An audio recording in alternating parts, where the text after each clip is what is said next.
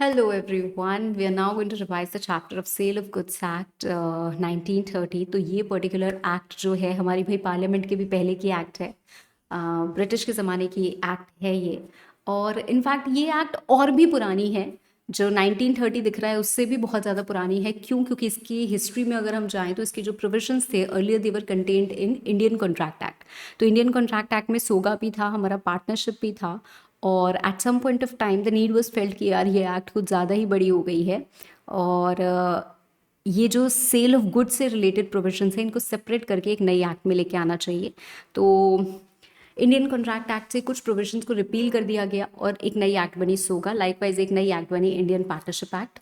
अब Indian contract act में हमारे पास बेसिक प्रोविजंस प्लस कुछ स्पेशल टाइप्स ऑफ कॉन्ट्रैक्ट्स जो हैं, like bailment, pledge, indemnity, guarantee, वो आपका एजेंसी, ये सारे के सारे क्या हैं, कवर्ड हैं। ठीक है।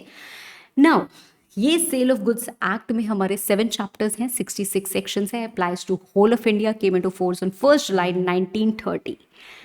मैम ये एक्ट आखिर लगती किस पे है? भाई ये कॉन्ट्रैक्ट ऑफ सेल पे लगती है, contract of sale of goods.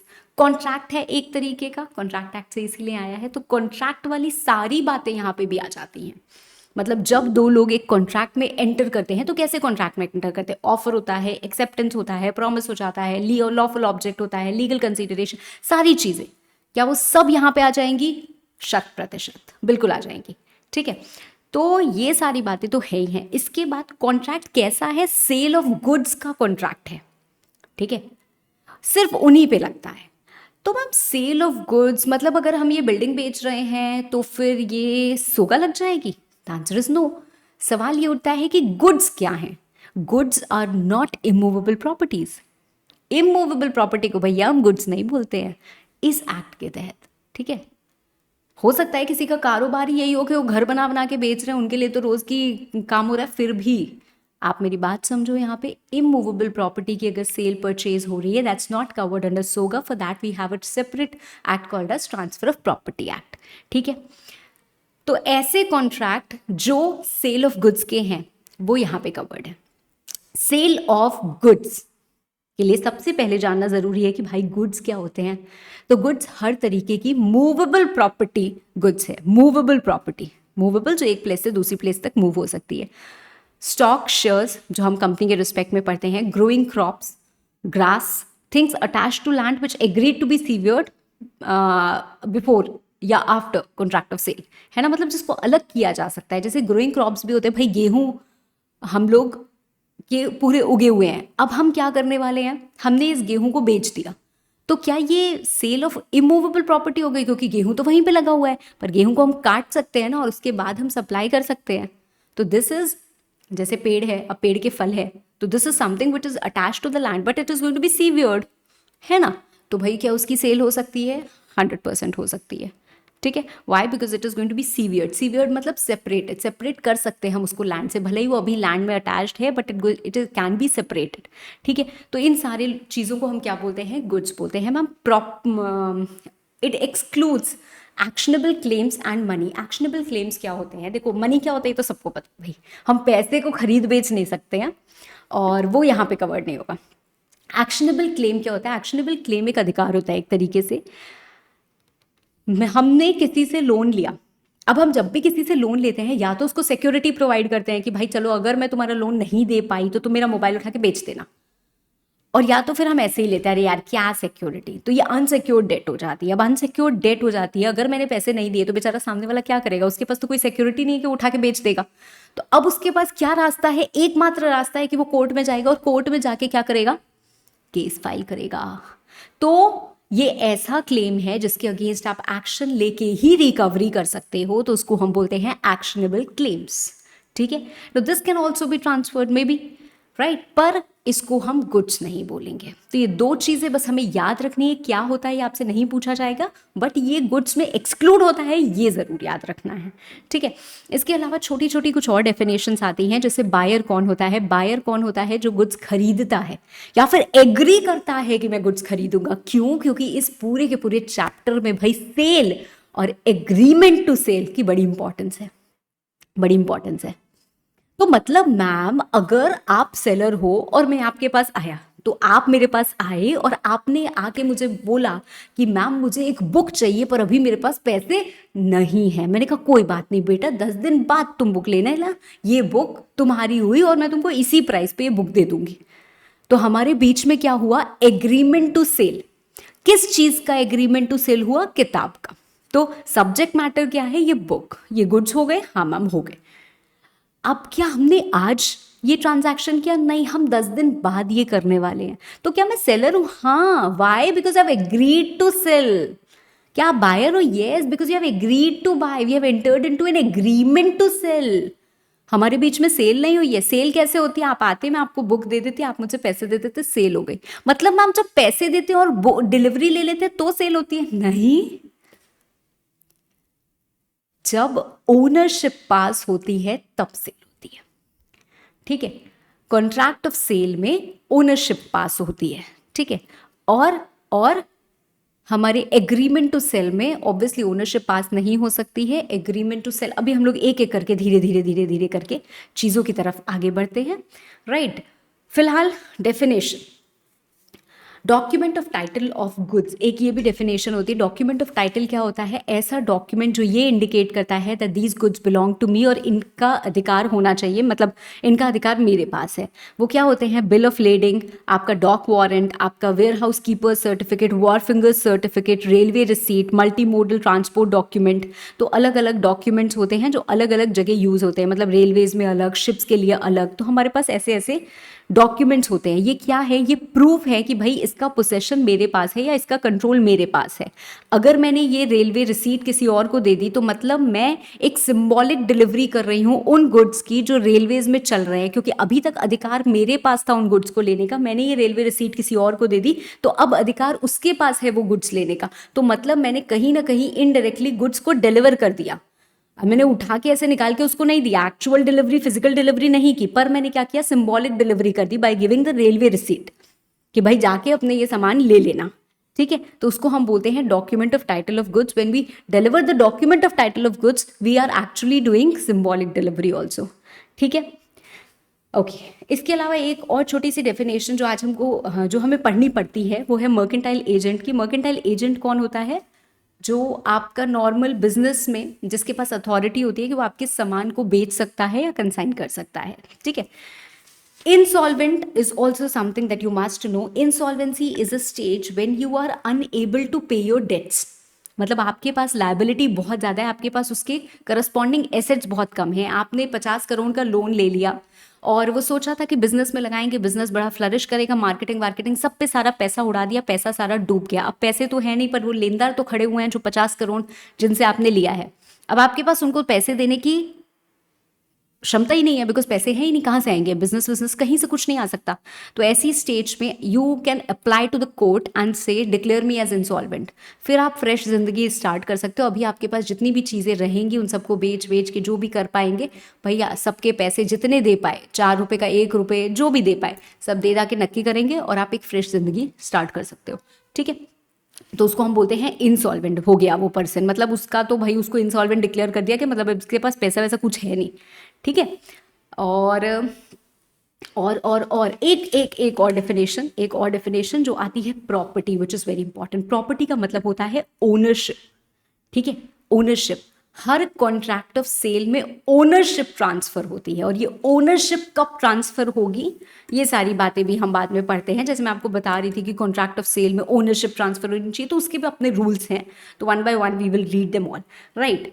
Goods की जब हम बात करते हैं तो गुड्स हमारे पास कई सारे तरीके के होते हैं। एक होते हैं एग्जिस्टिंग गुड्स, एक होते हैं फ्यूचर गुड्स, और एक होते हैं कंटिजेंट गुड्स। एग्जिस्टिंग गुड्स मतलब जो आज एग्जिस्ट कर रहे हैं, जो हमारे पास हैं, जो हमारे पास हैं।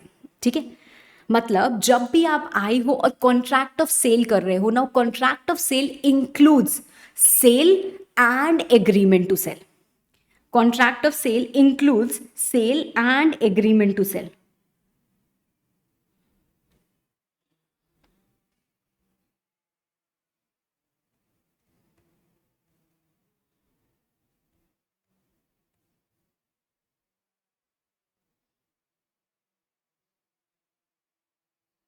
कहीं तो मैंने लिखा है, कहीं तो मैंने लिखा है, हाँ ये रहा।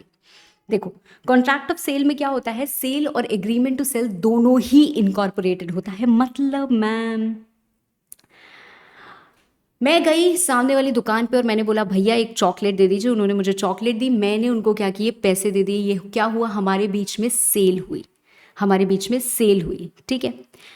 इसमें क्या हुई, ट्रांसफर ऑफ ओनरशिप, मतलब वो चॉकलेट क्या मेरी हो गई, हाँ, I become the owner of that chocolate. अब मैं उसको खाऊं, मैं उसको फेंक दूं, मैं उसको दान कर दूं, मैं जो करना चाहे वो मैं कर सकती हूँ। एब्सोल्यूट सेल होती है ये, इसमें कोई भी कंडीशंस अटैच नहीं होती हैं। पर जब हम एग्रीमेंट टू सेल की बात करते हैं, जैसे मैं गई कार बुक कराने और मैंने कहा मुझे ये कार चाहिए, उन्होंने कहा कार अभी अवेलेबल नहीं है, आप एक काम करिए बुकिंग करा दीजिए, आपको कार मिल जाएगी। तो ये क्या हुआ, किसी फ्यूचर डेट पे हम परचेज करने वाले हैं, ठीक है। तो ये हमारा क्या हुआ है, हमने एग्रीमेंट टू सेल किया है, he has agreed to sell that car to me, I have agreed to buy that car, है ना, ठीक है। दूसरा ये हो सकता है, देयर कैन बी, ये क्या हुआ, हमने एग्री किया है कि मैं खरीदूंगी एट अ फ्यूचर डेट, उसने एग्री किया है कि वो सेल करेगा एट अ फ्यूचर डेट। हम जाते हैं, हम बोलते हैं यार आज तो पैसे नहीं है, जो अभी मैंने आपको एग्जांपल दिया वो भी वही हो गया। या फिर on fulfilment of a condition भी हो सकता है। कैसी कंडीशन, कैसी कंडीशन, भाई मैं गई एक ज्वेलरी की दुकान पर और मुझे एक अंगूठी बड़ी पसंद है, पर ये अंगूठी क्या हो रही है, बार बार चुभ रही है।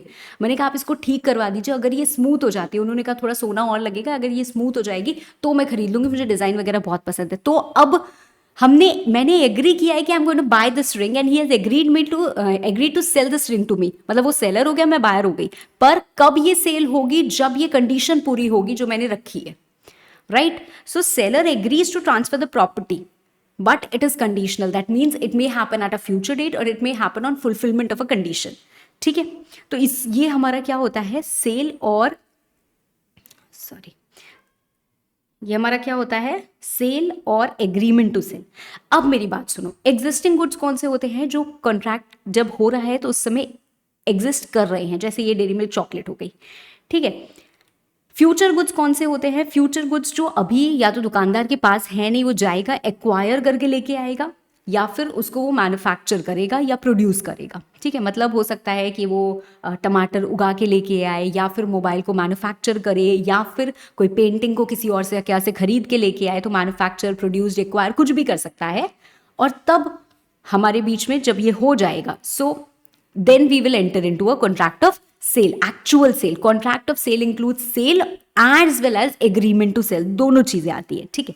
अब बात सुनो, 3 तरीके के एग्जिस्टिंग गुड्स होते हैं, एक होते हैं स्पेसिफिक, एक होते हैं एसर्टेन्ड और एक होते हैं अनएसर्टेन्ड। स्पेसिफिक मतलब मैं दुकान में गई, वहाँ पे बहुत सारी चीज़ें हैं, शैम्पूज हैं, सोप्स है, चॉकलेट्स है, जैसे हम स्टोर में जाते हैं, so there are a lot of things. या फिर मैं एक मोबाइल स्टोर में गई और वहाँ पे तरह तरह के बहुत सारे मोबाइल्स हैं, मैंने स्पेसिफाई किया कि मुझे ये वाला मोबाइल चाहिए, दैट मीन्स इस पर्टिकुलर ब्रांड का ये वाला mobile, that means I have specified that I want this, that means मैंने आइडेंटिफाई किया है और एग्री किया है at the time of contract of sale. हमारे बीच में एक कॉन्ट्रैक्ट बन रहा है सेल का, और मैंने उस समय आइडेंटिफाई किया और एग्री किया है कि ये पर्टिकुलर मोबाइल मुझे चाहिए। So this is what specific goods, ठीक है। एग्जिस्ट कर रहे हैं क्या, हाँ मैम कर रहे हैं, ठीक है। अब आते हैं हम एसर्टेन्ड और अनएसर्टेन्ड गुड्स पे। पहले हम समझेंगे कि अनएसर्टेन्ड गुड्स क्या होते हैं।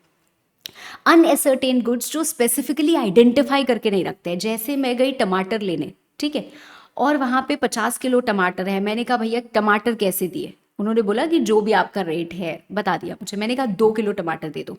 These are all unascertained goods. अब क्या होगा, इसमें से 2 किलो या तो मैं छांट छांट के निकालूंगी या तो वो निकालेंगे, सो वॉट एवर, किसी भी जिस भी चीज़ पे हम एग्री कर रहे हैं उस हिसाब से उसको आइडेंटिफाई किया जाएगा, and then it will be ascertained, then it will be ascertained, ठीक है।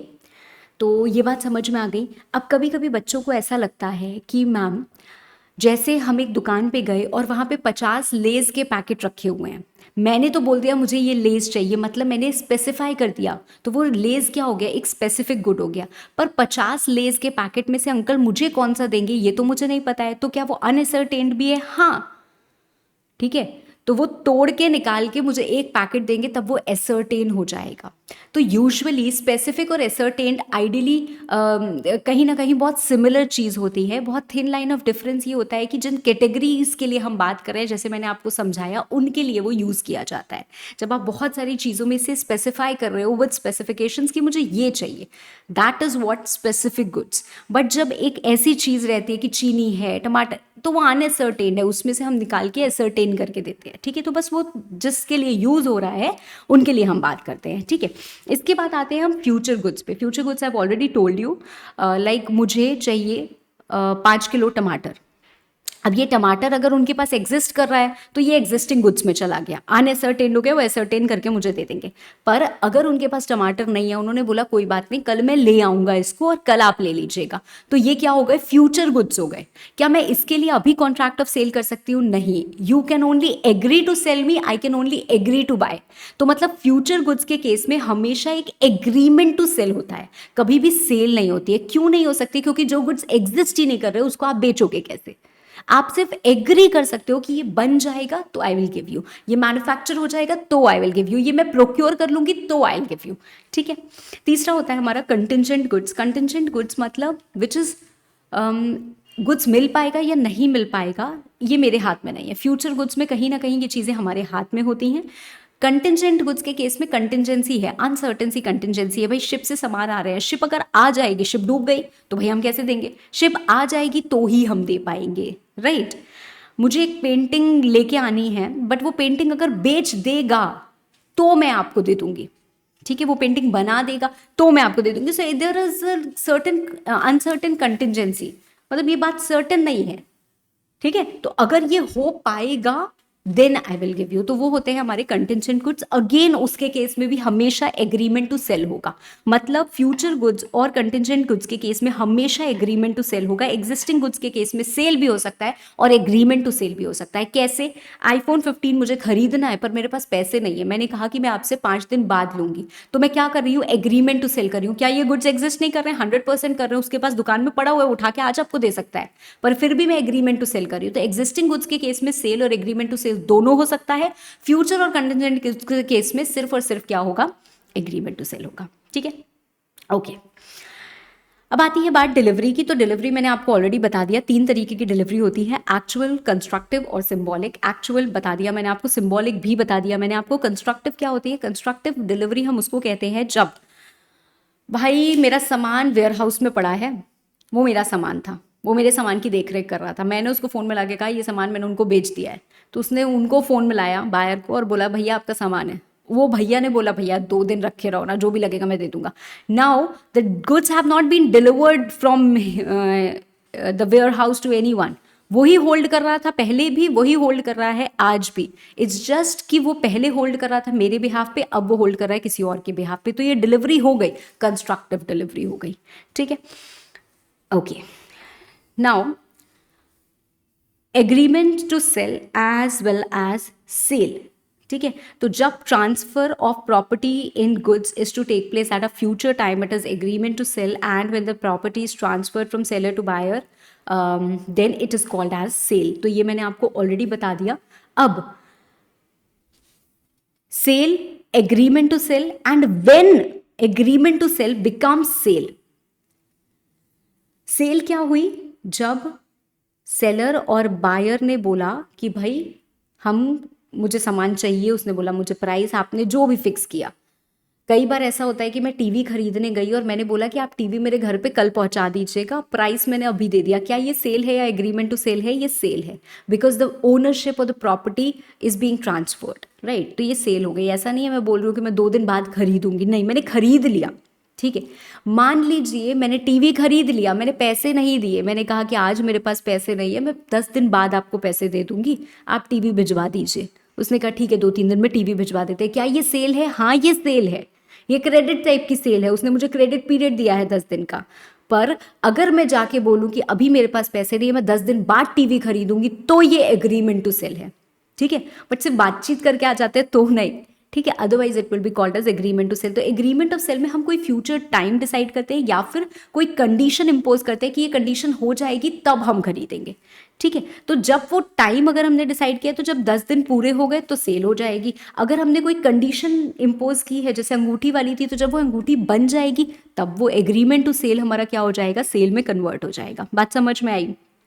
ठीक है, तो मतलब सेल के केस में जो प्रॉपर्टी है, ओनरशिप है, वो तुरंत ट्रांसफर हो जाती है। एग्रीमेंट टू सेल के केस में वो टाइम खत्म होने के बाद या कंडीशन पूरी होने के बाद सेल होती है। ठीक है, सेल में दोनों पार्टीज मतलब एक एग्जीक्यूटेड कॉन्ट्रैक्ट होता है, कर दिया है। ठीक है, आपने प्राइस पे कर दिया, मैंने गुड्स डिलीवर कर दिए।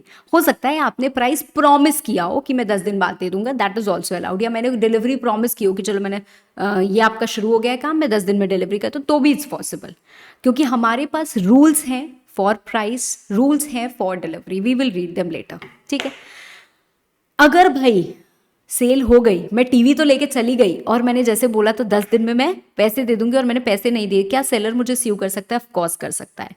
पर अंगूठी के लिए मैंने ऑर्डर दे दिया था, मैंने बोल दिया था, अब मैंने बोला कि मैं 10 दिन बाद आऊंगी, पर मैं 10 दिन बाद नहीं आई पैसे देने, तो क्या सेलर मुझे स्यू कर सकता है? The answer is no.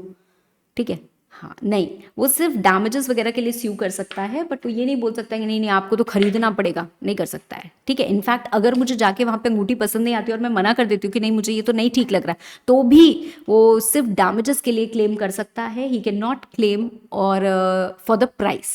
ठीक है, हाँ, नहीं बोल सकता है, फोर्स नहीं कर सकता है मुझे, क्योंकि सेल हुआ ही नहीं था, एग्रीमेंट टू सेल हुआ था। ठीक है, नाउ अगर हम सेल की बात करें तो सेल में इमीडिएटली रिस्क बायर का हो जाता है, एग्रीमेंट टू सेल में सेलर का ही रिस्क रहता है।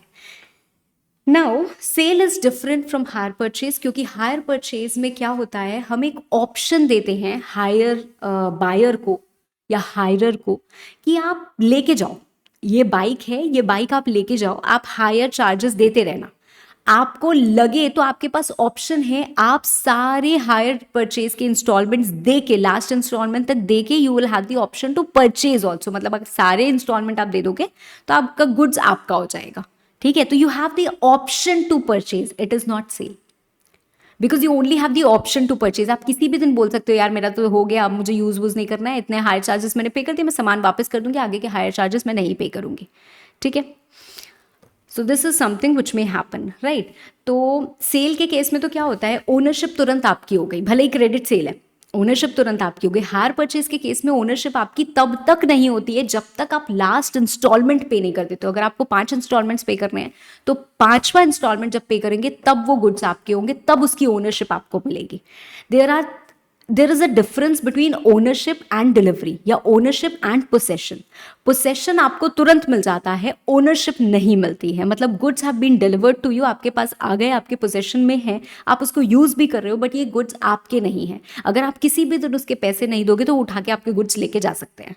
ठीक है, तो आपके पास अधिकार है कि आप भी कभी भी टर्मिनेट कर सकते हो कॉन्ट्रैक्ट। पर अगर आपने गुड्स खरीद लिए, बाइक अगर खरीद के ले आए हो, भले ही उधार पे लेके आए हो, तो पैसे देने ही देने पड़ेंगे। ऐसा नहीं कर सकते यार पैसे नहीं हो रहे बाइक रख लो, नहीं। ठीक है, तो ये नहीं कर सकते, you are bound to pay the price, right. Bike को कुछ भी होता है या whatever it is, the risk of loss is of the buyer. However वहाँ पे risk is of the seller, क्योंकि अभी तक आपके वो गुड्स नहीं हुए हैं। ठीक है, sale is also different from bailment. Bailment क्या होता है, bailment is mere delivery for a particular purpose. मतलब मेरी स्कूटी मांगी मेरे नेबर ने कि मुझे 2 दिन के लिए आपकी स्कूटी चाहिए, मैंने अपनी स्कूटी दे दी, जब उनका काम पूरा हो जाएगा वो स्कूटी वापस कर देंगे। क्या ये सेल हुआ? The answer is no. Sale में एक बहुत इंपॉर्टेंट एलिमेंट होता है जो होता है मॉनेटरी कंसीडरेशन। मतलब बिना मॉनेटरी कंसीडरेशन के कॉन्ट्रैक्ट ऑफ सेल नहीं हो सकता है। भले ही monetary consideration partly in cash partly in kind हो, that is permitted, but fully in kind is not permitted. Barter is not permitted कि भाई आप मुझे चावल दो मैं आपको गेहूं दूंगी, this is not a contract of sale. Okay, तो यहाँ पे ये जरूरी है। बट बेलमेंट की अगर हम बात करते हैं तो बेलमेंट में भी gratuitous also, it may be non gratuitous also. जैसे मैंने अगर अपनी स्कूटी दी नेबर को तो उससे पैसे थोड़ी ना ले लिए, है ना, तो ये बेलमेंट है, बिल्कुल ऐसा हो सकता है। यहाँ पे हम क्या करते हैं, ओनरशिप को ट्रांसफर नहीं करते, सिर्फ पोसेशन ट्रांसफर करते हैं। Only the goods are delivered and then they are returned और डिस्पोज्ड ऑफ, जो भी मुझे ठीक लगे उस मैनर में। ठीक है, okay. Now contract of sale भाई बनता कैसे है? कॉन्ट्रैक्ट ऑफ सेल की अगर हम बात करें तो ऑफर एक्सेप्टेंस ये सब तो होगा ही होगा। अगर हम डिलीवरी और प्राइस की बात करें तो ऐसा भी हो सकता है कि डिलीवरी और प्राइस इमीडिएटली हो गई, जैसे हमने चॉकलेट खरीदी। ऐसा भी हो सकता है कि डिलीवरी तो तुरंत मिल गई बट प्राइस मैंने कहा अभी पैसे नहीं है, 10 दिन बाद ले लेना, तो क्रेडिट सेल हो गई। ऐसा भी हो सकता है कि डिलीवरी बाद में मिलेगी पर प्राइस मैंने इमीडिएटली दे दिया, जैसे मैंने टीवी खरीदा तो मैंने कहा कि अभी 4 दिन तो मैं बाहर हूँ, आप 5वें दिन एक काम करिएगा, घर पे डिलीवर कर दीजिएगा। ऐसा भी हो सकता है कि डिलीवरी और प्राइस दोनों फ्यूचर में होने वाला है, जिसको हम कहते हैं एग्रीमेंट टू सेल हो जाता है। और ऐसा भी हो सकता है कि ये इंस्टॉलमेंट में हो रहा हो, right. Now there are different types of goods, there are different types of goods according to section number 6 existing of future goods। क्या इसके हम कॉन्ट्रैक्ट ऑफ सेल कर सकते हैं? Yes, we can enter into a contract of sale for existing goods also and for future goods also. For future goods it's always agreement to sell, for existing goods it may be sale, it may be agreement to sell. इसके बाद आते हैं हमारे goods perishing before making sale of contract. Goods perishing before making sale of contract. एक minute, हाँ। जो goods हमारे perishable nature के होते हैं, ठीक है। अब गुड्स पेरिशेबल नेचर के हैं मतलब सड़ जाएंगे यार गुड्स, उसके लिए क्या किया जाए? तो देखो, दो चीज़ें होती हैं। हम यहाँ पे बात कर रहे हैं, मेरे गोडाउन में टमाटर रखे हुए हैं, ऑरेंजेस रखे हुए हैं, केले रखे हुए हैं, जो भी ऐसे फल सब्जी कुछ रखा हुआ है जो पेरिश हो जाने वाला है, सड़ जाने वाला है, ठीक है। या डेयरी प्रोडक्ट्स कुछ रखे हुए हैं जो खराब हो जाएंगे। अब भाई गोडाउन में इतना सामान रखा है, आप आए मेरे पास और आपने कहा मुझे तो ना कल भगवान जी, एक मंदिर है वहाँ पे कुछ पूजा करानी है और मुझे क्या चाहिए, 500 किलो ऑरेंजेस चाहिए। मैंने कहा बहुत रखे हैं, दे दूंगी मैं आपको। मुझे पता नहीं है कि मेरे ऑरेंजेस सारे के सारे सड़ चुके हैं। क्यों नहीं पता है मैम? ऐसा थोड़ा ना होता है, बिजनेस करने बैठी हैं तो, बट फॉर सम रीज़न कभी कभी हो जाता है ना, कुछ अनसर्टेन सा काम हो जाता है। मान लेते पूरे शहर का पावर सप्लाई चला गया तो मेरा भी जो कोल्ड स्टोरेज था या जो फ्रिज था जहाँ पे भी मैंने रख रखा था सारा डाउन हो गया, सड़ गया, मुझे पता नहीं चला, ठीक है। तो ऐसा हो सकता है। अब मुझे पता तो था नहीं, हमने क्या कर लिया, कॉन्ट्रैक्ट कर लिया। अब ऐसे में किया क्या जाए? ऐसे में क्या किया जाए? कॉन्ट्रैक्ट तो हो गया हमारे बीच में, will I be able to supply those oranges? The answer is no, right. तो क्या हम ऐसे गुड्स का कॉन्ट्रैक्ट कर सकते हैं जो पेरिश हो चुके हैं? भाई मुझे पता तो नहीं था ना, तो मैंने कॉन्ट्रैक्ट तो कर लिया, पर इस कॉन्ट्रैक्ट को हम क्या बोलेंगे? वॉइड बोलेंगे। तो ऐसा कॉन्ट्रैक्ट क्या होगा? वॉइड होगा अगर सेलर के नॉलेज के बिना, मतलब जब हम कॉन्ट्रैक्ट ऑफ सेल कर रहे हैं वो गुड सड़ चुके हैं और मुझे पता भी नहीं है, तो ऐसा कॉन्ट्रैक्ट क्या हो जाएगा? वॉइड हो जाएगा। पर ऐसा हो सकता है कि आज आप मेरे पास आए और आज आपने मुझे बोला कि मुझे गुड्स चाहिए, मेरे ऑरेंजेस एकदम बराबर है, मैंने देखा हाँ हाँ इतने तो हैं, कोई दिक्कत नहीं है, आपको कल मिल जाएंगे। अब रातों रात ये प्रॉब्लम हो गई और ये गुड्स पेरिश हो गए। मतलब जब मैं कॉन्ट्रैक्ट ऑफ सेल कर रही थी तो मुझे पता था कि मेरे गुड्स इंटैक्ट है, बट कॉन्ट्रैक्ट ऑफ सेल मतलब एग्रीमेंट टू सेल करने के बाद, पर सेल करने से पहले क्या हो गया? ये गुड्स पेरिश हो गए।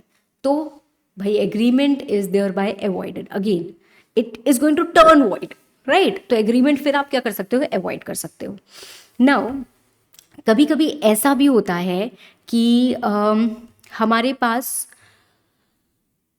फ्यूचर गुड्स थे और स्पेसिफिक फ्यूचर गुड्स थे। मतलब आप मेरे पास आए थे और आपने मुझे बोला था कि मुझे आपका मोबाइल ही चाहिए, आपका मोबाइल बड़ा लकी है मेरे लिए, जब जब मेरे हाथ में आता है तब तब मेरे से पढ़ाई बड़ी अच्छी हो जाती है, तो आप मुझे अपना मोबाइल सेल कर दीजिएगा। तो मतलब फ्यूचर गुड्स है ये, मैंने कहा था।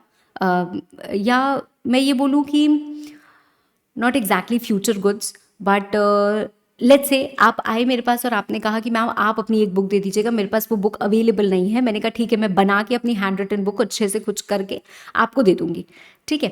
अब आप वेट कर रहे हो, वो फ्यूचर गुड्स है, मेरे पास एग्जिस्ट तो कर नहीं रहे, I have to acquire it और I have to manufacture it, produce it whatever, और आपका स्पेसिफिकेशन है कि हम मुझे ऐसा ही चाहिए। अब क्या हुआ, वो मैंने बनाई और वो डिस्ट्रॉय हो गई, ठीक है, या उसका डिस्ट्रक्शन हो गया, तो भाई अब तो इम्पॉसिबिलिटी आ गई ना। या आपने एक मुझसे पिकासो की पेंटिंग मांगी थी, मैंने कहा था कि मैं खरीद के लेके आऊंगी और आपको बेच दूंगी, वो पेंटिंग क्या हो गई, वो बाढ़ आई और उसमें पूरी की पूरी डिस्ट्रॉय हो गई। तो वो फ्यूचर स्पेसिफिक गुड्स थे जो कि पूरे पूरे डिस्ट्रॉय हो गए। तो अब इस केस में क्या होगा भाई? देयर इज इम्पॉसिबिलिटी, अब वो थोड़ी ना आपको बेच सकती हूँ मैं। तो ऐसी सिचुएशन में भी the agreement becomes void. Now क्या प्राइस पे कॉन्ट्रैक्ट ऑफ सेल होगा? प्राइस ऐसा भी हो सकता है जो कॉन्ट्रैक्ट में फिक्स्ड हो, या ऐसा हो सकता है कि in a manner provided by contract. जैसे कॉन्ट्रैक्ट में ये लिखा हो सकता है कि प्राइस हम एसर्टेन कर लेंगे एक रजिस्टर्ड वैल्यूअर से, रजिस्टर्ड वैल्यू नहीं, कोई भी वैल्यूअर से। जैसे अगर मुझे ज्वेलरी खरीदनी है या मुझे ज्वेलरी अपनी बेचनी है, मैंने कहा यार चलते हैं एक सुनार के पास, जो भी वो दाम लगाएगा उसमें तुम खरीद लेना, ठीक है। तो ऐसा भी हो सकता है। या it could be determined by the course of dealings. Course of dealings मतलब हम लोग आपस में देखेंगे, थोड़ा सा चला के देखेंगे, उसके बाद क्या कर लेंगे, तय कर लेंगे कि क्या करना चाहिए, ठीक है। जैसे कर मोबाइल है, मैंने कहा देखने में तो लग रहा है कि बहुत अच्छी कंडीशन का है, 2 दिन में चला के देखती हूँ, उसके बाद हम लोग थोड़ा सा एसर्टेन कर लेंगे, ठीक है। Okay, thereafter we come to, कहाँ आ गए हम लोग, एग्रीमेंट, एसर्टेनमेंट ऑफ प्राइस हो गया, agreement to sell at valuation. हाँ, agreement to sell at valuation में एक चीज़ और आती है भाई, मैंने कहा कि ज्वेलर से हम लोग एसर्टेन करा लेंगे। अब वो ज्वेलर बोल रहा है पता नहीं आपकी कौन सी इतनी पुरानी ज्वेलरी है, हॉलमार्क सी भी नहीं लग रही, मैं तो इसका प्राइस नहीं बता सकता। तो अब क्या होगा, ये कॉन्ट्रैक्ट क्या हो जाएगा, अवॉइड कर देंगे हम लोग, फिर सेल नहीं होगी। पर अगर मान लीजिए मैंने गुड्स आपको ऑलरेडी दे दिए थे, आपको बहुत पसंद आए, आप उसको यूज़ भी कर रहे हो, तो एक रीजनेबल प्राइस आप मुझे दे दोगे। अब रीजनेबल प्राइस क्या होता है ये आपस में ही हमें देखना पड़ेगा, या मार्केट के हिसाब से देखना पड़ेगा। अगर हम नहीं जज कर पाते तो भाई कोर्ट में केस फाइल करो, कोर्ट बताएगा कि रीजनेबल प्राइस क्या होता है, ठीक है। अगर ऐसा होता है कि भाई वो वैल्यूअर जो था वो प्राइस तो लगा देता, बट हम लोगों की गलती की वजह से वो नहीं लगा रहा है, मतलब हम लोग उसे काम नहीं करने दे रहे हैं, तो जो उसे काम नहीं करने दे रहा है, however party is in default, वो क्या करेगी, डैमेजेस पे करेगी टू दी अदर पार्टी। इसके बाद आता है हमारा concept of conditions and warranties. Conditions and warranties का मतलब क्या होता है, स्टिपुलेशन। स्टिपुलेशन में भी अ कंडीशन, में भी वारंटी। स्टिपुलेशन का मतलब क्या है, एक तरीके का वादा, एक तरीके का प्रॉमिस, या एक तरीके की बात। अब कुछ प्रोमिसेस ऐसे होते हैं जो इतने ज़्यादा इंपॉर्टेंट होते हैं एक कॉन्ट्रैक्ट में कि अगर वो ही फुलफिल नहीं हुआ तो भाई कॉन्ट्रैक्ट का कोई मतलब ही नहीं होता है। और कुछ प्रोमिसेस ऐसे होते हैं जो ठीक है भाई कॉन्ट्रैक्ट के साथ और कोलैटरल थे, ये बातें भी मिल रही है। जैसे अगर आपको चीनी चाहिए तो मेन पर्पस ये है कि इतना ऐसे टाइप की मुझे क्रिस्टल शुगर चाहिए, वो आपका मेन कॉन्ट्रैक्ट है।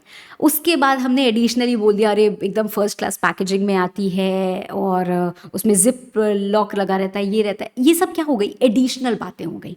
समझ रहे हो आप मेरी बात, समझ रहे हो आप मेरी बात। तो ऐसे ही प्रोडक्ट्स में कुछ चीज़ें होती हैं which are essential to main contract, and कुछ चीज़ें होती हैं which are collateral to main contract, ठीक है। तो stipulation essential to main contract, अगर उसमें ही धोखाधड़ी निकल जाएगी, वो ही आप पूरा नहीं करोगे जो बेसिक वादा था, तो उस समय तो फिर आप अपना सामान वापस ले जाओ। एग्रीव्ड पार्टी मतलब मैं दुखी हूँ, मैं बायर हूँ, I will rescind the contract, I will repudiate the contract, मैं कॉन्ट्रैक्ट खत्म कर दूंगी और मेरे रिफंड दे दो। साथ साथ मुझे जो नुकसान हुआ है उसके मुझे डैमेजेस भी चाहिए, साथ साथ इंटरेस्ट भी चाहिए, सब चाहिए मुझे, ठीक है। तो डैमेजेस भी मैं क्लेम कर सकती हूँ और I can also repudiate the contract. पर उसको हम क्या बोलते हैं, उसको हम बोलते हैं कंडीशन, उसको हम क्या बोलते हैं, कंडीशन।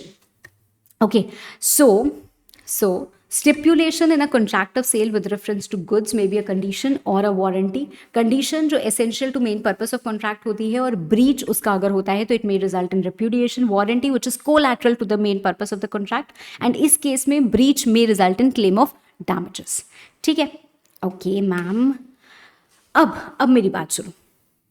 कभी कभी ऐसा होता है कि हम ब्रीच ऑफ कंडीशन को ब्रीच ऑफ वारंटी की तरह ट्रीट कर लेते हैं। कैसे, मुझे कल भंडारा करवाना है और मुझे चाहिए थे उसके लिए 20 किलो चावल, ठीक है।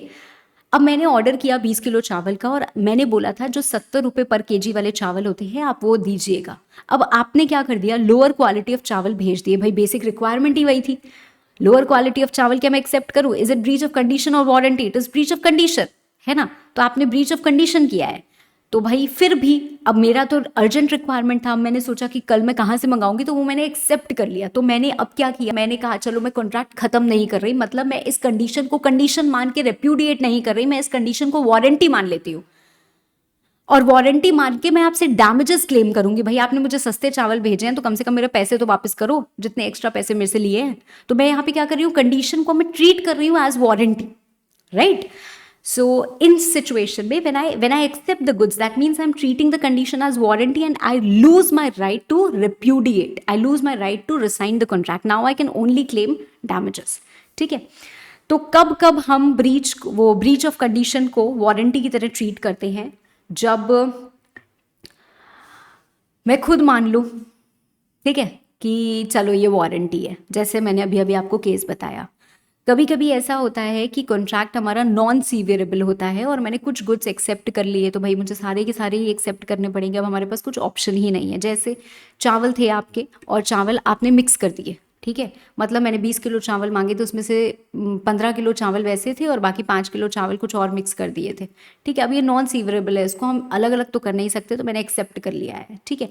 या फिर मैंने खुद ही वेव ऑफ कर दिया, मैंने कहा चलो कोई बात नहीं, ठीक है, मुझे कोई फ़र्क ही नहीं पड़ता यार, मुझे तो काम करना था, ठीक है। या फिर कभी कभी ऐसा होता है कि it becomes impossible to fulfil the conditions, ठीक है। See, condition may be treated as warranty. There are two cases, prima facie there are two cases. एक होता है वॉलंटरी वेवर, मतलब मैंने खुद से ही बोल दिया चलो ठीक है कोई बात नहीं, और एक होता है कंपल्सरी वेवर।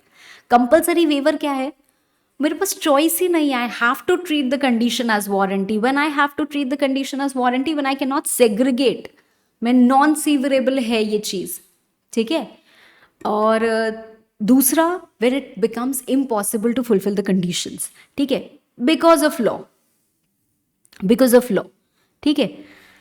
तो ये दोनों हमारे कंपलसरी वेवर के केसेस हो गए, और दो हमारे वॉलंटरी वेवर के केसेस होते हैं। वॉलंटरी वेवर के केसेस जब हमने वेव ऑफ कर दी कि चलो ये काम आपको करने की ज़रूरत नहीं है, या फिर हमने इसको खुद ही मान लिया कि चलो ठीक है we will treat it as warranty only.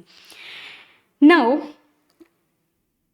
Stipulation as to time of payment and delivery. अब देखो बहुत सारी चीज़ें होती हैं जो हमारी कंडीशन मानी जाएगी या वारंटी मानी जाएगी। जैसे मैंने सामान खरीदा, आपने अभी तक उसके पैसे नहीं दिए, तो क्या इसको ब्रीच ऑफ कंडीशन मान लूं मैं और टर्मिनेट कर दूं contract? The answer is no.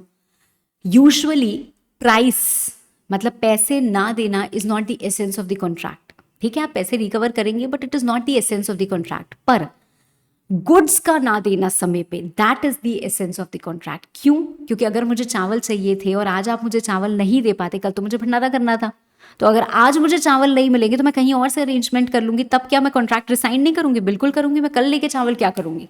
So delivery जो है, अगर डिलेड डिलीवरी होती है, that is the essence of the contract. तो बस ये दो बात ध्यान में रखनी है। इसके बाद हम पढ़ते हैं, हाँ चलो ये तो मैंने आपको बता ही दिया है, कंपलसरी वेवर और वॉलंटरी वेवर, कंसिक्वेंस भी बता दिया है। चल नाउ कंडीशंस एंड वारंटीज एक एक्सप्रेस होती हैं जो एक्सप्रेसली एग्री की गई हैं पार्टीज द्वारा, और एक इम्प्लाइड होती है which is presume to be present by law. Implied conditions और इम्प्लाइड वारंटीज। इम्प्लाइड कंडीशंस मतलब ऑब्वियस है यार, ये तो ऑब्वियस है, बस ऐसे ही याद रखना, ये तो ऑब्वियस है, इसको कहने की क्या जरूरत है।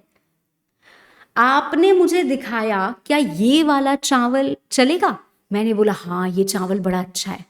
अब आपने मुझे ये चावल नहीं भेजा, आपने मुझे कुछ और चावल भेज दिया, क्या आपने कंडीशन का ब्रीच किया है? अब आप बोलो मैंने कब कहा था कि मैं वही चावल भेजूंगी? अरे ये तो ऑब्वियस है, आपने जो सैंपल दिखाया था आप वही सेंड करोगे, तो the good sent in bulk should correspond with the sample. ये तो ऑब्वियस है, ये तो इम्प्लाइड है, और अगर आप यही नहीं कर रहे हो that means it is breach of condition. तो ये तो मैं वापस कर दूंगी, आपके मुंह पे मारूंगी, and I have the right to resign the contract and claim refund, ठीक है। तो ये क्या हो गई? इम्प्लाइड कंडीशन हो गई, इम्प्लाइड कंडीशन हो गई, ठीक है। तो हमारे पास कुछ इम्प्लाइड कंडीशंस होती हैं और कुछ इम्प्लाइड वारंटीज होती है। इम्प्लाइड कंडीशन क्या होती है? सबसे पहली कंडीशन एज टू टाइटल। इसका मतलब ये है कि भाई अगर आप मुझे गुड सेल कर रहे हो तो मैं ये मान लेती हूँ कि ये ऑब्वियस है कि आपके पास अधिकार होगा बेचने का, मतलब यार आप ही ओनर हो या फिर आप एजेंट हो जो बेच रहे हो, तो मैं ये मान के चलती हूँ कि आपके पास अधिकार है उसको बेचने का, तभी आप बेच रहे हो, ठीक है। बाद में ऐसा नहीं हो कि भाई मुझे पता चले कि यार ये तो चोरी का माल है, आपके पास अधिकार ही नहीं था, तो ये तो बेसिक कंडीशन है जो ब्रीच हो गई है, ठीक है। इसके साथ साथ इसकी एक इम्प्लाइड वारंटी भी करस्पॉन्ड करती है, वारंटी ऑफ अनडिस्टर्ब्ड पोसेशन। एक एक करके बताती हूँ, काफी कंफ्यूज हो गए। वैसे मैं फिर से बोल दूँ, ये हम रिवाइज कर रहे हैं बेटा, एक एक चीज को बड़े रच रच के आपको पढ़ाया है मैंने, ताकि अब रिवीजन में आप मेरे पेस को मैच कर पाओ, है ना। एक एक एग्जाम्पल, एक एक चीज पे, एक एक पॉइंट पे, ताकि हर एक चीज आपको एकदम मक्खन की तरह समझ में आए। This is super quick revision जो हम एग्जाम्स के पहले करते हैं, ताकि हमें सारी की सारी चीजें रिकॉल हो जाए, ठीक है ना। चल तो ये बात सच है। कभी कभी ऐसा होता है कि हम फ्यूचर गुड्स के कॉन्ट्रैक्ट ऑफ सेल की बात कर रहे हैं कि वो पिकासो वाली पेंटिंग लाके मेरे को दीजिएगा, तो आपने कहा मैं एक्वायर करके लाऊंगी, तो हम ये मान के चल रहे हैं कि जब आप एक्वायर करके लाओगे तो आपके पास अधिकार होगा उसको बेचने का। ये कंडीशन एज टू टाइटल होती है। दूसरा होता है sale by description. Sale by description मतलब आपने डिस्क्राइब किए हैं गुड्स को, कि हमारे पास जो गुड्स हैं, जैसे आप अगर मेरा मोबाइल खरीदना चाहते हो तो मैंने अपने मोबाइल को डिस्क्राइब किया है कि देखो मोबाइल अभी मैंने लिया था, 1 महीने पुराना ही है और उसको हार्डली मैंने कभी यूज़ किया है और इंटैक्ट ऐसे ही बॉक्स के अंदर ही रखा हुआ है। दैट मीन्स यू आर, मैं डिस्क्राइब क्या कर रही हूँ कि to be in good condition, उस पर एक भी स्क्रैच नहीं, ऐसे ऐसे मैंने डिस्क्राइब किया है। अब जब आपको मोबाइल मैंने, आपने मेरे साथ डील कर ली, अब जब मोबाइल मैंने आपको उठा के दिया तो आप देख रहे हो मोबाइल पे 75 क्रैक्स है, तो ये तो करस्पॉन्ड ही नहीं कर रहा है ना डिस्क्रिप्शन से। तो ये तो क्या हो गया, ब्रीच ऑफ कंडीशन हो गई। तो ऐसी सिचुएशन में उसके पास, बायर के पास अधिकार होता है, वो टर्मिनेट कर देगा कॉन्ट्रैक्ट और गुड्स मेरे मुंह पे मारेगा, है ना, लिटरली नहीं। ठीक है। दूसरा होता है सेल बाय सैंपल, जो मैंने आपको समझा दिया, that goods should correspond with the sample. तीसरा होता है sale by description as well as sample. ठीक है, तो इन दोनों का मिक्सचर होता है, मतलब फिर सैंपल से भी करस्पॉन्ड करना चाहिए और डिस्क्रिप्शन से भी करस्पॉन्ड करना चाहिए। उसके बाद आता है कंडीशन एज टू क्वालिटी और फिटनेस। क्वालिटी और फिटनेस की जब हम बात करते हैं तो एक यहाँ पे और कंसेप्ट आता है जिसको हम बोलते हैं कैवेट एम्प्टर। कैवेट एम्प्टर क्या होता है, लेट द बायर बिवेयर। भाई तुम्हारा सामान है, तुम देखो समझो और फिर लेके जाओ, एक बार लेके गए तो वापस मत आना। ठीक है, सेलर की इसमें कोई जिम्मेदारी नहीं है। तुम 200 रुपए की टी शर्ट फुटपाथ से उठा के लेके गए ये सोच के कि ये शोरूम वाली क्वालिटी के साथ मैच करेगा, तो ये तुम्हारी भूल है। तुमको क्वालिटी देख परख के लेके जानी चाहिए थी। अगर उसकी क्वालिटी खराब निकल गई, तुमने धोया, वो स्मॉल से डबल एक्सेल बन गया, तो ये तुम्हारी जिम्मेदारी है, हमारी नहीं। ठीक है, तो सेलर को आप रिस्पॉन्सिबल नहीं ठहरा सकते हो। सेलर को आप रिस्पॉन्सिबल नहीं ठहरा सकते हो, मतलब अगर आपकी क्वालिटी अच्छी नहीं निकली, आप जिस चीज के लिए सामान लेके गए थे उस चीज के लिए वो फिट नहीं हुआ, तो ये इम्प्लाइड कंडीशन नहीं है। ये इम्प्लाइड कंडीशन नहीं है कि ब्रीच ऑफ कंडीशन हो गया और आप उनके गुड्स मुंह पे मारोगे, नहीं कर सकते हो। पर एक केस में कर सकते हैं। कौन से केस में, आप दुकान पे गए और आपने बोला मुझे कार चाहिए, रेसिंग कार चाहिए, मुझे ट्रैक पे दौड़ानी है कार, आप एक टनाटन कार दीजिए जिसके टायर्स वगैरह एकदम सॉलिड हो, जिसमें रेस कर पाऊं। सेलर क्या है, वो कार डीलर है, दिन रात उसको कार के बारे में पता है। आपने उसके ऊपर ये जिम्मेदारी सौंपी कि भाई तुम अपनी स्किल लगाओ, तुम अपना जजमेंट लगाओ, आई ट्रस्ट यू, और आपने उसको अपना पर्पस बताया और उसी पर्पस के लिए आप यूज करोगे। तो पर्पस बताने के बाद, उसकी स्किल जजमेंट को ट्रस्ट करने के बाद, वो उसी डिस्क्रिप्शन में काम कर रहा है, फिर आपने उससे क्या किया, गुड्स निकलवाया, कार निकलवाई। अब ये कार अगर अनफिट रहेगी तो ये ब्रीच ऑफ कंडीशन मानी जाएगी, breach of condition of quality और फिटनेस। समझ में आई बात? ठीक है, अगला आता है कंडीशन एज टू मर्केंटेबिलिटी। ठीक है, क्वालिटी फिटनेस सब जाने दो, पर कम से कम भाई ऐसा तो सामान दो जो दूसरा जगह मार्केट में बिक सके। मतलब सेलेबल कंडीशन का तो हो। ऐसा नहीं बोलो कि आप क्या कहते हैं, मुझे एक डायरी दे रहे हो, अब डायरी आपकी पूरी की पूरी पैक्ड है, जब मैंने डायरी खोला तो डायरी के सारे पेजेस आधे आधे फटे हुए हैं। यार तो ये थोड़ी ना सेलेबल, ये थोड़ी ना मर्केंटेबल। तो मतलब इतना, ठीक है पेपर क्वालिटी खराब हो सकती है, ठीक है वो 2-4 चीज़ों में फट सकता है, मतलब क्वालिटी फिटनेस सब हो सकते हैं, बट मर्केंटेबिलिटी तो वो है ना। पर ऐसी सिचुएशन में भी 2 केस आती है, मर्केंटेबिलिटी के केस में भी 2 चीज़ें आती हैं। पहला, आपको एक अपॉर्चुनिटी मिलेगी उसको एग्जामिन करने के लिए। भाई अगर डायरी ऐसे खुली हुई है तो आप पलट के देख लो ना, सारे पन्ने फटे हुए हैं, फिर भी आप उठा के लेके जा रहे हो, तो हो सकता है आपको कोई काम हो। If you examine the goods and you find the defect, still you are taking it, तो 4 दिन बाद आके आप ऐसा नहीं बोल सकते हो, ये तो यार कोई भी देखता उसको समझ में आता, आप फटा हुआ लेके गए होगे या आपने जाके फाड़ दिया होगा, हम बोल देंगे। तो ऐसे डिफेक्ट्स जो रीजनेबल एग्जामिनेशन से डिटेक्ट हो सकते हैं, वैसे गुड्स मत लीजिए। अगर लेके गए हैं तो फिर वापस से ये कंडीशन का बेनिफिट आपको नहीं मिलेगा। पर ऐसे गुड्स जिनको एग्जामिन करने से नहीं पता चलेगा डिफेक्ट और वो मर्केंटेबल नहीं है, then this condition comes into picture and then you can resign the contract. और लास्ट आता है condition as to wholesomeness which is actually used for eatables। जैसे अगर हम दूध लेने जा रहे हैं तो दूध ही हो, ऐसा ना हो दूध अच्छा हो बुरा हो कैसी भी क्वालिटी का हो, बट दूध तो हो, है ना। ऐसा ना हो कि आपने कुछ पता नहीं वाइटनर घोल के और वो दे दिया हो, नहीं, तो ऐसी चीज़ नहीं करनी है। ठीक है, अगर ऐसा है तो भैया अनडाउटेडली आप सेलर को जा सकते हो और उसके मुंह पे वो दूध फेंक सकते हो, है ना। ठीक है। उसके बाद आता है हमारा इम्प्लाइड वारंटीज। इम्प्लाइड वारंटीज में पहला आता है warranty as to undisturbed possession. भाई मैंने गुड्स लिए हैं तो मैं ये उम्मीद करती हूँ कि मेरे गुड्स मेरे ही रहेंगे, मैं जैसे मर्जी उनको एंजॉय कर सकती हूँ। कल को मैं रोड पे निकली अपनी कार लेके और कार को बीच में किसी ने डंडा मारा और रोका रोड पे और बोला निकल, भाई आधी रात में रोड पे मेरे को हाईवे पे बीच में छोड़ दिया, बोला ये कार तो मेरी है, तो ये तो गलत बात हो गई ना। ठीक है, कार तो हम उनसे नहीं छीन सकते, तो मैं ये तो नहीं बोल सकती हम रिसाइंड कर देंगे कॉन्ट्रैक्ट, कार मुंह पे मार के आएंगे सेलर के ये क्या कर दिया वो क्या कर दिया, ये सब तो नहीं कर सकते। पर मेरा पोसेशन जो आपने मुझे दिया था ये डिस्टर्ब हुआ, ठीक है ना। तो ऐसी सिचुएशन में we will definitely claim damages from the buyer. तो ये क्या हो गई, इम्प्लाइड वारंटी थी कि भाई यार ये काम तो नहीं होगा पर हुआ, तो I can claim damages. Next आता है वारंटी ऑफ फ्रीडम फ्रॉम एनकम्बरेंसेस। अब ये कार आपने मुझे बेच दी, ये नहीं बताया कि आपने बैंक से लोन लिया है और उनको ये कार आपने सिक्योरिटी के रूप में दी है। कल को आपने लोन पे नहीं किया, बैंक वाले मेरे ऊपर चढ़ के बैठ गए, यार ये कार हमारी है तुम्हारे पास कैसे आई, और कार उठा के लेके जा रहे हैं, तो ये तो दिक्कत वाली बात है ना। अनडिस्टर्ब पोसेशन में ये नहीं आएगा। क्यों नहीं आएगा, क्योंकि हो सकता है अभी तक बैंक वाले आए ना हो, पर मुझे पता चला यार इस पे तो चार्ज क्रिएटेड है या तो इस पे तो एनकम्बरेंस है, तो भाई ये तो गलत है ना। तो ऐसी सिचुएशन में again I can claim damages. Next is warranty as to quality of fitness by trade. अब देखो क्वालिटी और फिटनेस की गारंटी कोई भी नहीं देगा, केविट एम्प्टर वाला रूल यहां पे भी लग जाता है। पर ट्रेड का यूजेज जैसा है, जैसे अगर मैं कोई भी सामान लेती हूँ, मान लो वहाँ पे फुट से ही मैं कोई सामान ले रही हूँ और मैं कोई टी शर्ट ही ले रही हूँ, तो टी शर्ट का ऐसा है कि कम से कम एक बार पहनने में तो वो पहनी जाती है, ये जनरली वहाँ पे जो चल रहा है। वैसे कपड़ों का एग्जाम्पल लेना नहीं चाहिए क्योंकि कपड़े तो आजकल इतने ज़्यादा थर्ड क्लास बन रहे हैं कि आप क्या बताओ। ठीक है, तो मान लो एक डायरी का एग्जाम्पल हम ले लेते हैं, तो डायरी भाई एटलीस्ट लोग यूज़ कर पा रहे हैं, या बुक एक एग्जाम्पल ले लेते हैं कि एटलीस्ट बुक खोलते हैं तो हम एक बार तो बुक को खोलते हैं तो उसके पेजेस नहीं निकल के आते हैं। ये जनरल टेंडेंसी है जो बुक मार्केट में चल रही है। आपने मुझे जो बुक दी वो मैंने ऐसे खोली और 5 पन्ने बाहर निकल आए, ठीक है, तो ये क्या हो रही है भाई, ये तो आपकी मतलब क्वालिटी या फिटनेस से आप बहुत ज़्यादा कॉम्प्रोमाइज़ कर रहे हो, जो मार्केट में ट्रेड चल रहा है उससे भी मैच नहीं कर पा रहा है, तो यहाँ पे I can claim damages. And last is warranty as to disclosure of dangerous nature of goods. हम स्मोकिंग सिगरेट के पैकेट पे भी देखते हैं लिखा हुआ रहता है स्मोकिंग किल्स। क्यों? क्योंकि ये ज़रूरी है आपको बताना कि भाई आप डेंजरस चीज़ को कंज्यूम करने जा रहे हो। अगर हम ये नहीं बताते हैं जो हमारी जिम्मेदारी है, तो I can claim, the buyer can claim damages, ठीक है। केवी टेम्प्टर का रूल मैंने आपको ऑलरेडी बता दिया है, let the buyer beware, buyer must examine the goods before buying them, seller can't be held liable. इसके कुछ एक्सेप्शंस हैं।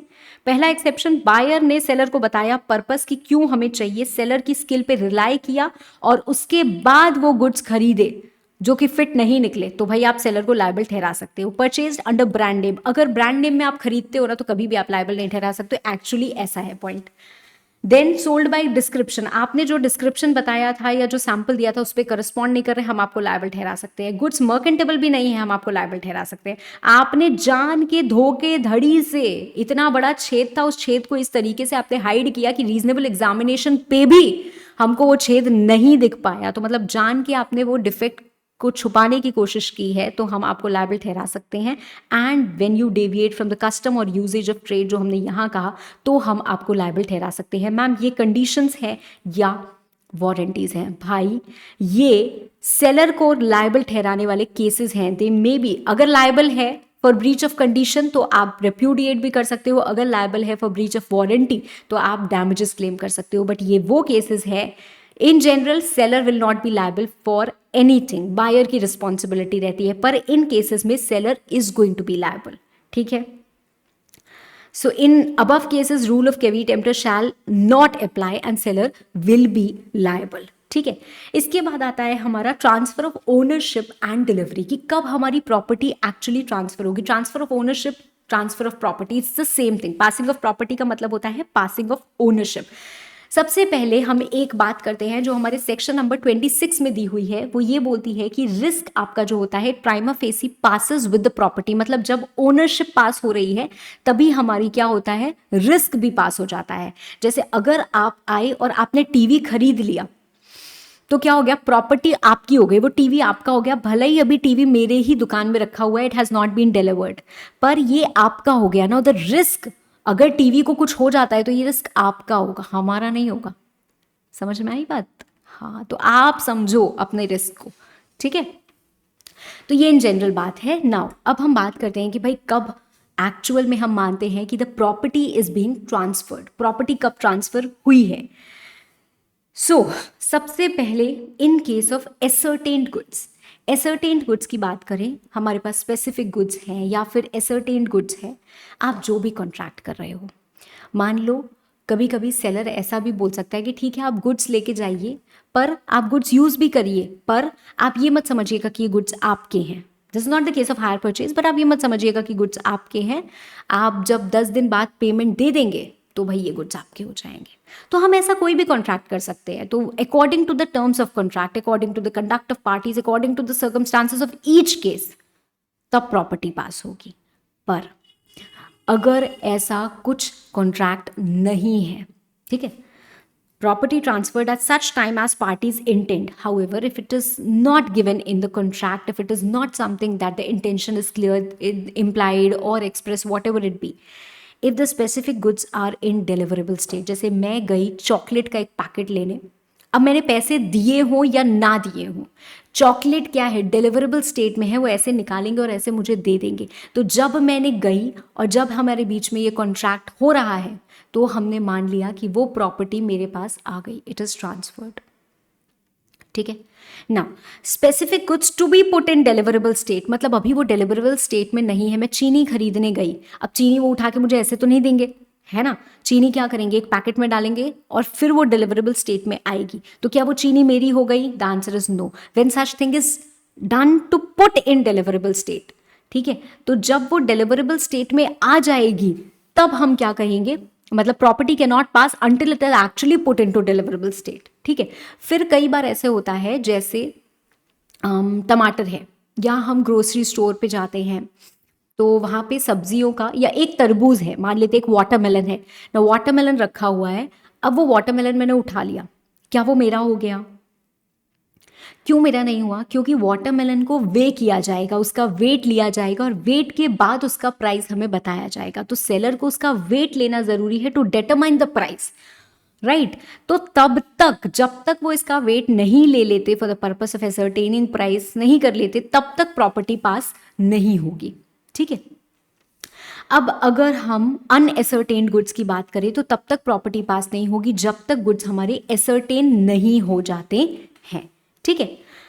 ओके, इसके बाद एक छोटी सी बात और आती है कि जब हम कैरियर को गुड्स देते हैं तो हमारे दो केसेस होते हैं। एक तो we have reserve the right of disposal. Right of disposal क्या होता है भाई? अधिकार टू ट्रांसफर द गुड्स।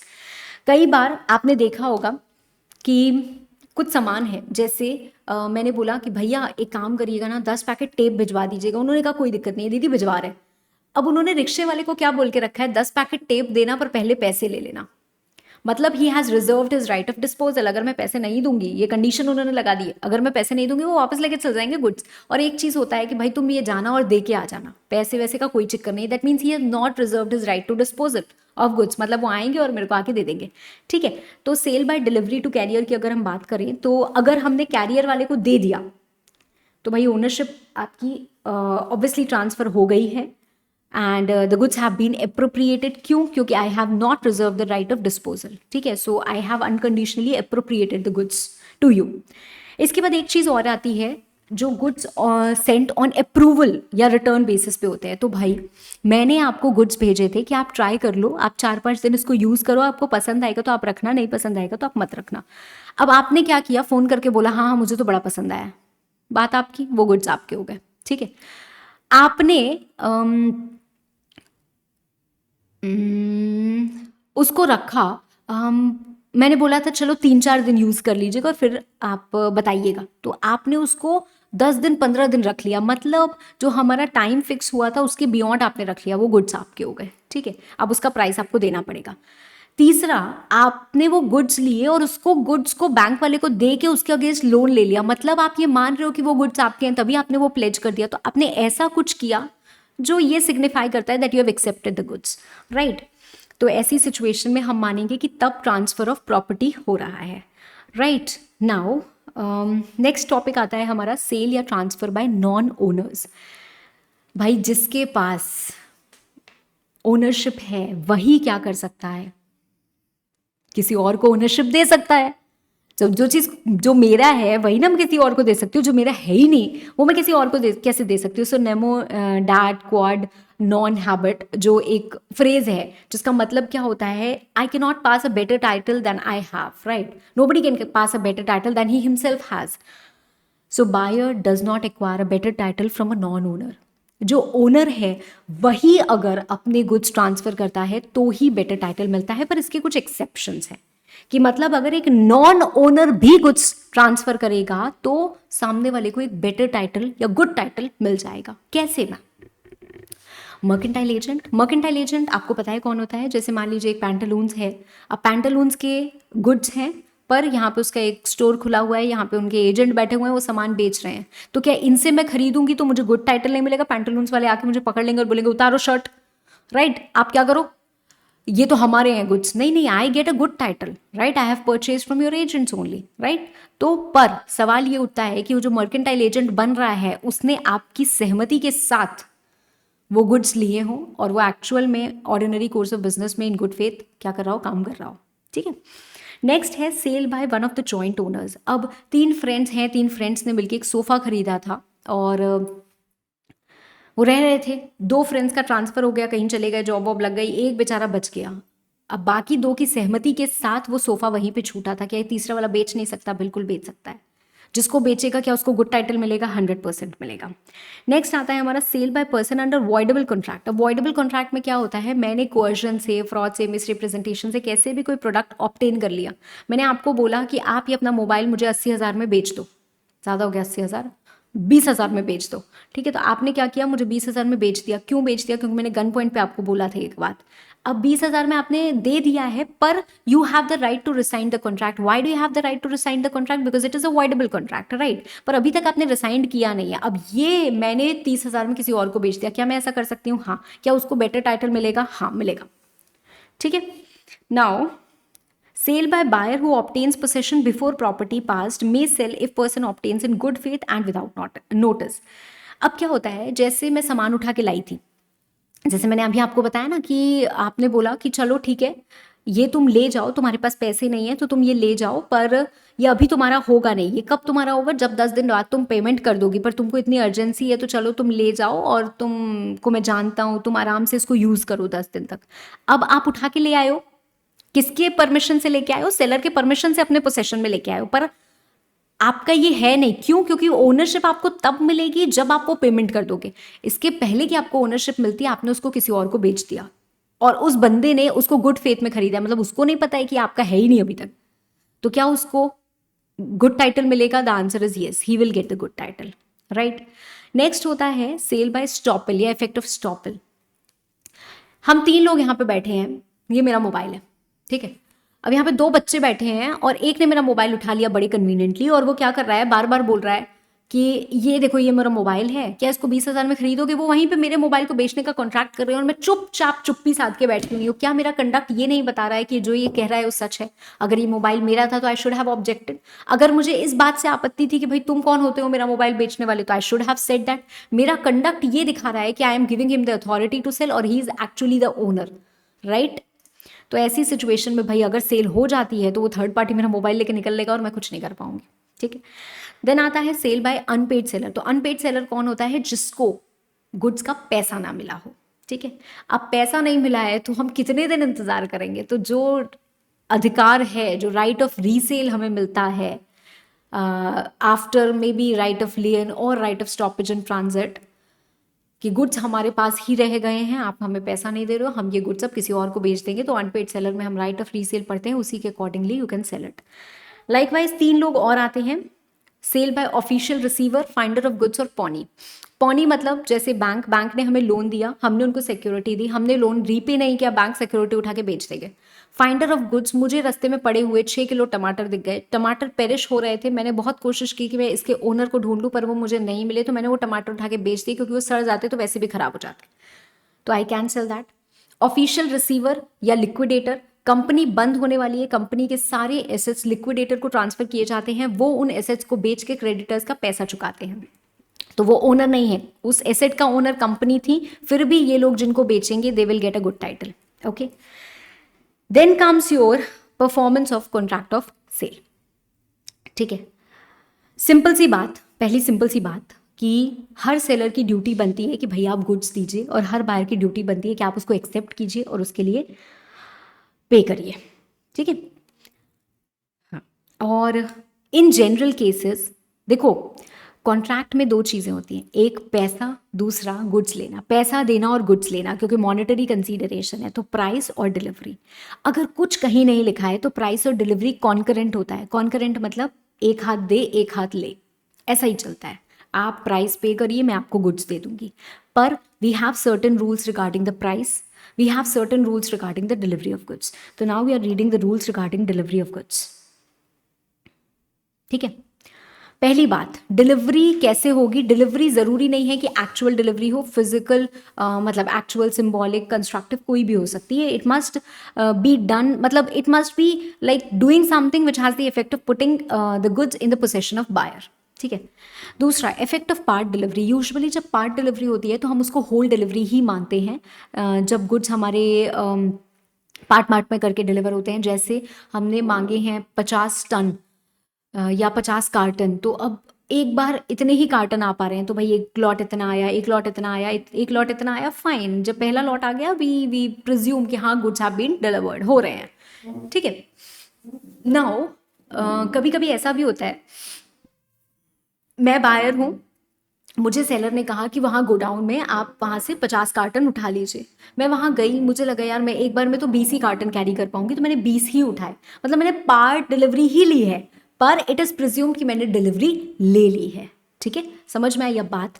पर कभी कभी ऐसा होता है ना कि हमारा इंटेंशन होता है कि हम इतना ही देंगे अभी, क्यों? क्योंकि उसने इतना ही प्राइस पे किया है, तो हम क्या कर रहे हैं, ठीक है कोई बात नहीं, मैं 10 कार्टन अभी भिजवा देती हूँ।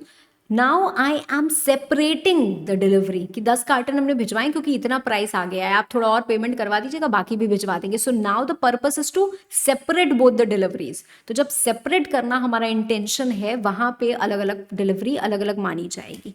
ठीक है, कभी भी सेलर खुद से डिलीवर नहीं करता है, बायर को बोलना पड़ता है कि हाँ डिलीवर कर दीजिए, तो ही वो करते हैं। मतलब buyer is not, seller is not responsible for non delivery. ठीक है, अगर buyer has not applied for delivery. इसके बाद आती है प्लेस ऑफ डिलीवरी। गुड्स कहाँ डिलीवर होंगे? भाई जहाँ आप बोलेंगे वहाँ हो जाएंगे, तो according to the terms of contract होते हैं। बट अगर कहीं नहीं बोला है तो जहाँ पे कॉन्ट्रैक्ट ऑफ सेल हो रहा है, गुड्स भाई मेरी दुकान में यहीं खड़े हैं, यहीं डिलीवरी होगी। हम फ्यूचर गुड्स की बात कर रहे हैं, गुड्स वहाँ पे मैन्युफैक्चर हो रहे हैं, वहाँ डिलीवरी होगी। ठीक है, मतलब प्लेस ऑफ डिलीवरी वहाँ हो जाएगी। ठीक है, तो इस तरीके से प्लेस ऑफ डिलीवरी डिटरमाइन होती है। टाइम ऑफ डिलीवरी जो भी कॉन्ट्रैक्ट में फिक्स्ड हो, अगर नहीं फिक्स्ड है तो विद रीजनेबल टाइम। अगर मान लीजिए कि गुड्स मेरे वेयर हाउस में है, ठीक है, और मैंने बोला कि वहां से आप ले लीजिए, तो जब तक वो वेयर हाउस में जो बंदा है वो बायर को ये ना बोल दे कि हाँ ठीक है भैया आपके गुड्स हैं, बताइए कितने बजे आएंगे लेने, तब तक डिलीवरी नहीं मानते हैं। मतलब he has to acknowledge that yes he is holding the goods on behalf of me. ठीक है, ऐसे ही नहीं कि मैंने बोल दिया जाके वहां से ले लो तो डिलीवरी हो गई, नहीं नहीं नहीं नहीं, उसको जिसके पास है उसको भी तो एक्नॉलेज करना चाहिए कि हाँ भाई मेरे पास उसके गुड्स है, तुम ले लेना, तब डिलीवरी होती है। ठीक है, उसके पहले डिलीवरी नहीं होगी। ठीक है, जितने भी खर्चे होते हैं, जैसे अगर चीनी है मेरे को बेचनी है, तो उसको डालने का, उसको पैकेज करने का, उसको डिलीवरेबल स्टेट में कि भाई दे सके गुड्स। तेल है तो तेल ऐसे उठा के थोड़ी ना दे देंगे, तो तेल को कंटेनर कंटेनर में डाल के देंगे ना, तो उसके खर्चे किसके होते हैं? सेलर के होते हैं। उसके खर्चे किसके होते हैं? सेलर के होते हैं। अब कई बार ऐसा होता है कि गलत क्वालिटी के गुड्स आ गए, गलत क्वालिटी के गुड्स आ गए तो या तो आप रिजेक्ट कर दो, क्योंकि कंडीशन थी, इम्प्लाइड कंडीशन थी, भाई वो ब्रीच हो रही है, तो आप रिजेक्ट कर दो। या तो आप ये कर सकते हो, उसके बाद आप गुड्स आपने रिजेक्ट कर दिए and you can always refund, get the refund also. But अगर आपने एक्सेप्ट कर लिए गुड्स, तो भाई आपको उसका प्राइस देना पड़ेगा। लाइकवाइज अगर गलत क्वांटिटी आ गई, क्वांटिटी गलत आ गई मतलब आपने मांगा था 10 किलो आ गया 15 किलो, तो या तो उसमें से 10 किलो रख लो, या तो पूरा 15 किलो रख लो, या तो पूरा रिजेक्ट कर दो। अगर पूरा 15 किलो रखा तो बैलेंस का आपको प्राइस पे करना पड़ेगा। ठीक है, अगर मान लीजिए गुड्स मिले हुए आ गए, हमने ये वाले क्वालिटी के मांगे थे, दो क्वालिटी के मिक्स आ गए, तो अगेन हम क्या कर सकते हैं? तो हम रिजेक्ट कर सकते हैं या तो हम एक्सेप्ट कर सकते हैं। अगर हमने एक्सेप्ट किया तो भाई हमको प्राइस तो पे करना ही पड़ेगा। ठीक है, इंस्टॉलमेंट में हम डिलीवरी एक्सेप्ट नहीं करते हैं। मतलब जैसे आप ऑनलाइन सामान मंगाओ, मान लो आपको पहले से कुछ इन्फॉर्म नहीं किया गया है, आपने 5 पैकेट घी मंगाया था और 2 ही पैकेट आया, तो आप क्या करोगे? रिजेक्ट कर दोगे, भैया ये हमारा नहीं नहीं नहीं, हमने तो 5 पैकेट मंगाया था, है ना। तो मतलब you can reject, right? Then carrier वाले को अगर हम डिलीवर कर देते हैं तो मान लिया जाता है कि हमने डिलीवरी कर दी है, unless we have reserve the right of disposal, तो वो तो हमें पता ही है। अगर डिलीवरी बहुत दूर दराज हो रही है, ठीक है, तो मैंने बोला भैया जी आप ले जाओ ना, जिम्मेदारी मेरी है, मैं आपके घर तक पहुंचाऊंगी, कितना भी मैं बोल दूं जिम्मेदारी मेरी है भाई, ownership has been transfer to the buyer, so it is the risk of buyer only. तो अगर रास्ते में कोई भी सामान पे नुकसान पहुंचता है तो वो नुकसान किसका है, वो बायर का ही नुकसान है, ठीक है, तो डेटोरेशन बायर ही बेयर करेगा। Okay, the buyer is entitled to examine the goods, that is section number 41। इसके बाद हमारे छोटे छोटे से सेक्शन कुछ आते हैं रिगार्डिंग एक्सेप्टेंस। कब मान लिया जाता है कि गुड्स एक्सेप्ट कर लिए हैं बायर ने, जब वो खुद बता दे फ़ोन करके कि हाँ भैया आपके सामान मिल गए, या वो उन गुड्स को प्लेज कर दे रहा है, या फिर गुड्स को रख ले रहा है। जैसे सेल ऑन अप्रूवल बेसिस पे भेजे गए थे तो 3 दिन हो गए उसके बाद भी उसने रख लिए, तो एक्सेप्टेंस मान ली जाती है, ठीक है। अब कई बार ऐसा होता है कि हमारे पास सामान आया, यार ये सामान तो गलत क्वालिटी का आ गया, हमने फ़ोन मिलाया भैया क्या भेज दिया आपने, 100 रुपए किलो वाले हमने चावल मांगे थे, आपने तो 50 वाले भेज दिए, तो मतलब हमने कुछ रिजेक्ट कर दिए, हमने बोला नहीं नहीं हमें नहीं चाहिए। क्या ये मेरी जिम्मेदारी है कि मैं उन गुड्स को जाऊं और उनको रिटर्न करके आऊं? नहीं नहीं, इट इज़ सफिशिएंट कि मैंने इंटीमेट कर दिया, मैंने रिजेक्ट कर दिया, so I am not bound to return the goods, ठीक है। हाँ ठीक है, इसके बाद आता है हमारा अगला concept which is unpaid seller. हम अनपेड सेलर किसको कहते हैं, जिसको भाई प्राइस नहीं मिला है, पूरा प्राइस नहीं मिला है। देखो अब मेरी बात सुनो भाई, एक होती है क्रेडिट सेल और जी जी जी जी जी जी जी जी जी जी जी जी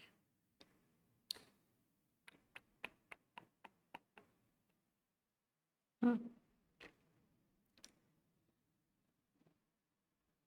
देखो आपने गुड्स की ओनरशिप ट्रांसफर कर दी है, अगर ओनरशिप ही ट्रांसफर नहीं की है तो of course you can with hold the delivery of goods, but of course may be you have transfer the ownership, मतलब गुड्स किसी और के हो चुके हैं, बायर के गुड्स हो चुके हैं। हो सकता है गुड्स अभी आप ही के पास हो, मतलब कोई आया उसने टीवी खरीदा, उसने टीवी खरीदा पर अभी टीवी आप ही के पास पड़ा हुआ है, 2-4 दिन में आपको डिलीवर करना था, आप ही के पास पड़ा हुआ है, उसने टीवी खरीदा, ये टीवी हो चुका है उसका, ownership has been transferred but goods are still in your possession. या फिर ऐसा भी हो सकता है कि टीवी दे दिया था हमने, मतलब ओनरशिप भी ले गए, पोसेशन भी ले गए और पैसे नहीं दिए, हम टन टन गोपाल है, 5,000 का एडवांस दे के गए तो 25,000 बैलेंस बाकी है, ठीक है, तो ऐसी भी सिचुएशन हो सकती है। मतलब या तो हमने क्रेडिट सेल की हो या तो हमने क्रेडिट सेल ना की हो। क्रेडिट सेल मतलब हमने बोला आप सामान लेके जाओ, 2 महीने बाद पेमेंट कर देना, जैसे यूजुअली हम बिजनेस में या ट्रेड में ऐसा करते हैं ना कि आप मुझसे सामान लो, आप जाओ और जाके सामान बेचो, ठीक है, आप जाओ और जाके सामान बेचो, आपका सामान बिक जाएगा, आप पैसे देते रहना। 2 महीने का हमने उनको क्रेडिट पीरियड दे दिया, तो क्या 2 महीने के बीच में ही हम बोल सकते हैं हमको पैसा नहीं मिला, पैसा नहीं मिला, पैसा नहीं मिला, हम केस फाइल कर रहे हैं, ये कर रहे हैं, वो कर रहे हैं?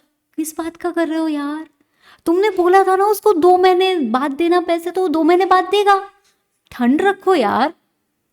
उस सिचुएशन में आप अनपेड सेलर थोड़ा ना हो कि हम ये करेंगे वो करेंगे। हाँ, 2 महीने बाद भी उसने पैसे नहीं दिए, मतलब क्रेडिट पीरियड एक्सपायर हो गया उसके बाद भी उसने पैसे नहीं दिए, तब आप बोलो यार मेरे पैसे दो, सूट फाइल करो, ये करो वो करो, अपने अधिकार देखो, ठीक है। सो अगर क्रेडिट सेल हुई थी on expiry of credit period, अगर क्रेडिट सेल नहीं हुई थी तो भाई तो उसको तुरंत देना चाहिए, जो भी रीजनेबल टाइम होता है उसमें दे देना चाहिए। उसने 100 रुपए के सामान पे आपको 0 रुपए दिया, उसने 100 रुपए के सामान पे आपको 50 रुपए दिया, उसने 100 रुपए के सामान पे आपको 99 रुपए दे दिया, डजेंट मैटर, पैसा पूरा नहीं दिया ना, तो आप एक अनपेड सेलर हो, ठीक है, आप एक अनपेड सेलर हो। और अनपेड सेलर को बहुत सारे अधिकार मिलते हैं। अगर आपके पास गुड्स हैं, अभी आपने सामान अपना बचा के रखा था, गुड्स रखे थे, तो भाई गुड्स को रखे रहो, राइट ऑफ लियन मिल गई आपको, right to retain the goods till the amount और till the price has been paid, आपको ये अधिकार मिल गया, ठीक है। अगर हमने गुड्स भेज दिए, मतलब भाई हमको पता नहीं था, हमने कहा चलो कोई बात नहीं, आगे पीछे पैसे तो आ ही जाएंगे, ठीक है, इतना जानते हैं यार, हर दिन का उठना बैठना है, सामान वामान तो लेते ही रहते हैं। तो हमने क्या किया, गुड्स को ट्रॉली में लदवाया और हमने भेज दिया, मैंने कहा जाओ भैया पहुंचा के आओ। तब तक पता चला कि यार ये तो इंसॉल्वेंट हो गए हैं, मतलब अब तो एक पैसे भी मिलने की उम्मीद नहीं है। यार तुरंत फोन मिलाओ और वो ट्रॉली वाले को, कैरियर वाले को बोलो भैया गाड़ी मोड़ और वापस आ जा, तुरंत वापस आ जा। ये क्या है, वो गुड्स हमारे ट्रांजिट में थे, रिटेन नहीं किए हुए थे, हमने छोड़ दिए थे, मतलब राइट ऑफ लियन तो खत्म हो गई थी। राइट ऑफ लियन तब तक होती है जब तक सेलर के पोसेशन में गुड्स होते हैं। हमारे पास गुड्स थे तो हमारे पास ये अधिकार है कि हम इन गुड्स को जकड़े रहें, पकड़े रहें और क्या करें, जब तक हमारे पैसे नहीं मिल जाएंगे तब तक हम गुड्स नहीं देंगे। भाई गुड्स तुम्हारे हो चुके थे, ओनरशिप तुम्हारी हो चुकी थी, तुम यहां रख के गए थे, क्यों नहीं लेके गए? अब तो तुम पैसे नहीं दोगे तो हम नहीं देंगे, तो हमने रखे हुए हैं, ठीक है, और उठा के हम इसको बेच भी सकते हैं, ठीक है, कमाल की बात ये है, ठीक है, तो हमने रखे हुए हैं अपने गुड्स, हम नहीं देंगे। पर अगर मान लो ये भूल तो हमसे हो गई, हमने तो गुड्स निकाल दिए थे, कैरियर वाले को दे दिए थे, पर हमें पता चल गया कैरियर वाले को दिए थे, तो यही सोच के देंगे चलो कोई बात नहीं पैसे आ जाएंगे, पर बीच में ये पता चल गया कि यार ये इंसॉल्वेंट हो गया, हमने उसको बोला वापस आ जाओ, ट्रांजिट में था, हमने उसको स्टॉप कर दिया and we regained the possession. Possession हमारे हाथ से चला गया था but we regained the possession, ठीक है। तो क्या हम ऐसा कर सकते हैं? The answer is yes. पर हम ये कब कर सकते हैं? जब गुड्स हमारे पास हो या गुड्स ट्रांजिट में हो। अब क्या हुआ, या तो हमारे पास थे तो हमारे पास ही रह गए, या फिर हमसे दूर चले गए थे, फिर हमने रीगेन करके वापस अपने पास ले आए, ठीक है। तो अब गुड्स हमारे पास हैं, इसके बाद हमें एक अधिकार मिलता है राइट्स ऑफ रीसेल का, राइट ऑफ रीसेल का। अब रीसेल क्या होता है, ठीक है, रीसेल क्या होता है? तो रीसेल हम कब कर सकते हैं और होता क्या है, मैं दोनों आपको बताती हूँ, यहाँ पे ही बताती हूँ, कहीं तो मैंने लिखा है, हाँ ये देखो, राइट ऑफ रीसेल। देखो दो सिचुएशन होते हैं। पहली सिचुएशन कि ये जो रीसेल का अधिकार है ये एक्सप्रेसली कॉन्ट्रैक्ट में लिखा हुआ है। एक्सप्रेसली क्या है? कॉन्ट्रैक्ट में लिखा हुआ था, मतलब हमने बात ही कर ली थी भाई तुम पैसे वैसे नहीं दोगे तो हम ये गुड्स उठा के किसी और को बेच देंगे। तो ये तो आपको पहले से ही पता था कि अगर हम पैसे नहीं देंगे तो गुड्स किसी और को बिक जाएंगे, तो आपको बताने की मुझे आवश्यकता नहीं है कि मैं तुम्हारे गुड्स अब बेच रही हूँ, देखो तुमने पैसे नहीं दिए so I am selling this goods to someone else. नहीं, मुझे ये कुछ आपको बताने की जरूरत नहीं है, मैं उठा के आपके गुड्स बेच दूंगी। अगर मुझे नुकसान हुआ, मतलब मैंने आपके साथ कॉन्ट्रैक्ट किया था 50 रुपए केजी में, अब उसका प्राइस गिर गया और मुझे 40 रुपए केजी ही मिल पाया, मतलब 10 रुपए केजी का मुझे नुकसान हुआ, आई can claim damages from you, I can claim damages from you, ठीक है।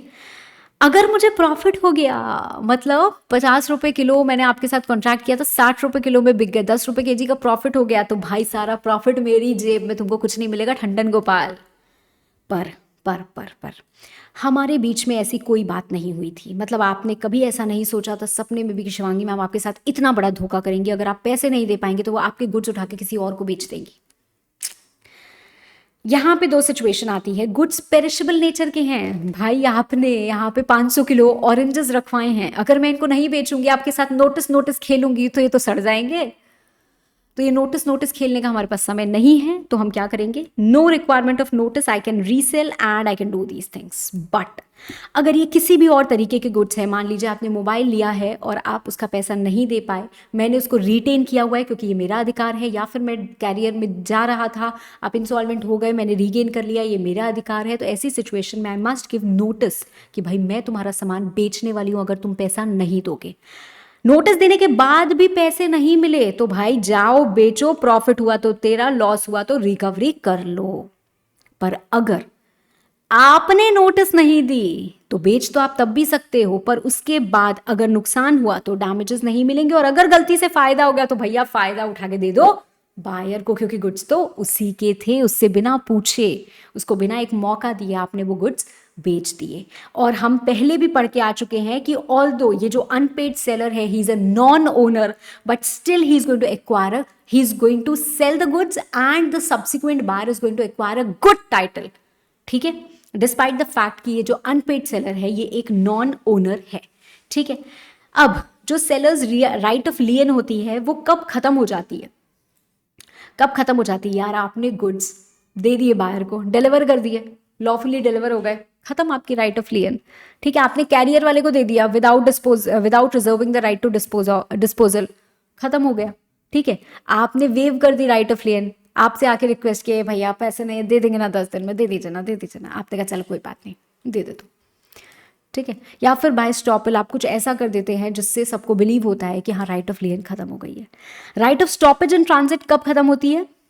बायर को डिलीवरी मिल गई, वो ट्रांजिट में था, बायर तक पहुंच गया, ठीक है, वो ट्रांजिट में ये बायर यहाँ तक आ गया और बीच रास्ते में उसने डिलीवरी ले ली, खत्म। कैरियर वाले ने बायर को फोन मिला के बोला हाँ भैया कहाँ है आपका सामान है, डील खत्म, ठीक है। कैरियर वाले ने रिफ्यूज कर दिया, वो गलती से कुछ हो गया तो डिलीवर द गुड्स, भाई ट्रांजिट खत्म, ठीक है। Goods are delivered to the carrier, मतलब बायर ने बोला भाई मैं अपना सामान उठवा रहा हूँ, मैं अपना रिक्शा भेज रहा हूँ, तो मतलब वो बायर का रिक्शा आया है और उसमें आपने सामान लोड करवाया, वो बायर का ही है, तो आपकी डिलीवरी तो मतलब आपका ट्रांजिट तो यहीं पे खत्म हो गया, ठीक है। और पार्ट डिलीवरी अगर हो जाती है तो बाकी को भी मान लिया जाता है that the goods have been delivered. अगर गुड्स लॉट्स में जा रहे हैं तो हम ऐसा नहीं कर सकते कि एक लॉट चला गया बाकी दो को मुड़वा लेंगे, नहीं, एक लॉट अगर डिलीवर हो गया तो मान लिया जाता है कि सारा लॉट डिलीवर हो जाएगा। The transit is end, now you don't have the right to stoppage in transit. हमने पार्ट डिलीवरी के रूल्स भी पढ़ लिए हैं वहाँ पे, ठीक है। एंड कभी कभी शिप से अगर गुड्स जा रहे हैं और वो शिप भाई बायर की हायर की हुई है तो उस शिप में चढ़ गए, ट्रांजिट खत्म, ठीक है। तो इतनी बात क्लियर है। चलो इसके बाद आते हैं हम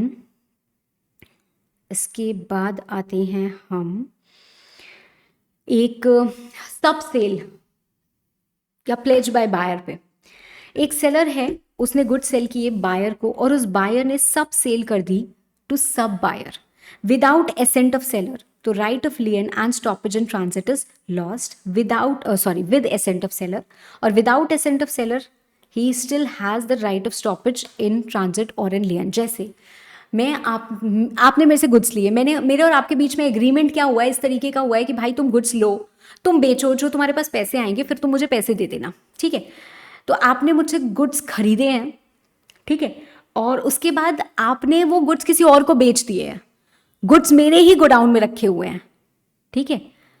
अब क्या होता है, हमारे बीच में जो कॉन्ट्रैक्ट हुआ और आपके बीच में एक कॉन्ट्रैक्ट हुआ, मतलब देयर आर टू बायर्स, है ना, आप मुझसे खरीद रहे हो, कोई और आपसे खरीद रहा है, जिसने आपसे खरीदा उसने आपको पैसे दे दिए पर आपने मुझे पैसे नहीं दिए, so I am an unpaid seller and I have the right to retain the goods. पर क्योंकि आपने मेरी सहमति के साथ वो थर्ड पार्टी को सेल किया, वो थर्ड पार्टी अगर आएगा और अपने गुड्स को कलेक्ट करने की कोशिश करेगा, I don't have the right of to stoppage in transit या राइट ऑफ लियन। पर अगर आपने मेरी मर्जी के बिना ही किसी और को सेल कर दिया है तो फिर क्या होगा, I have the right to stoppage in transit as well as I have the right of lien also, ठीक है। इसके अलावा भाई गुड्स हमारे हाथ से निकल चुके हैं मैम, गुड्स हमने डिलीवर कर दिए, बायर को दे दिए, उसके बाद भी बायर ने हमें पैसे नहीं दिए, तो अब हमारे पास क्या कोई अधिकार नहीं है? आपके पास अधिकार, अब आपके पास अधिकार है राइट अगेंस्ट बायर। ये तो राइट अगेंस्ट गुड्स था ना, राइट अगेंस्ट बायर का भी अधिकार है आपके पास। मतलब आपको पैसे नहीं मिले हैं ना, आप केस फाइल करो और जितने भी पैसे आपके बनते हैं आप उसको रिकवर कर लो, कोई दिक्कत नहीं है, ठीक है। ये यूजुअली आप कॉन्ट्रैक्ट ऑफ सेल में ही कर सकते हो। अगर एग्रीमेंट टू सेल की बात करें तो you don't really become an unpaid seller because the ownership has not been transferred. पर हाँ, ऐसा हो सकता है कि भाई एग्रीमेंट टू सेल में भी आपने डिसाइड किया था कि इस दिन आपको इतना देना है और उस दिन आ गया है और उसने उतना नहीं दिया, then of course you can sue for that purpose also. दूसरा आता है डैमेजेस के लिए भी आप स्यूट फाइल कर सकते हो। आपको उसकी वजह से कुछ भी नुकसान हुआ, you can file a suite.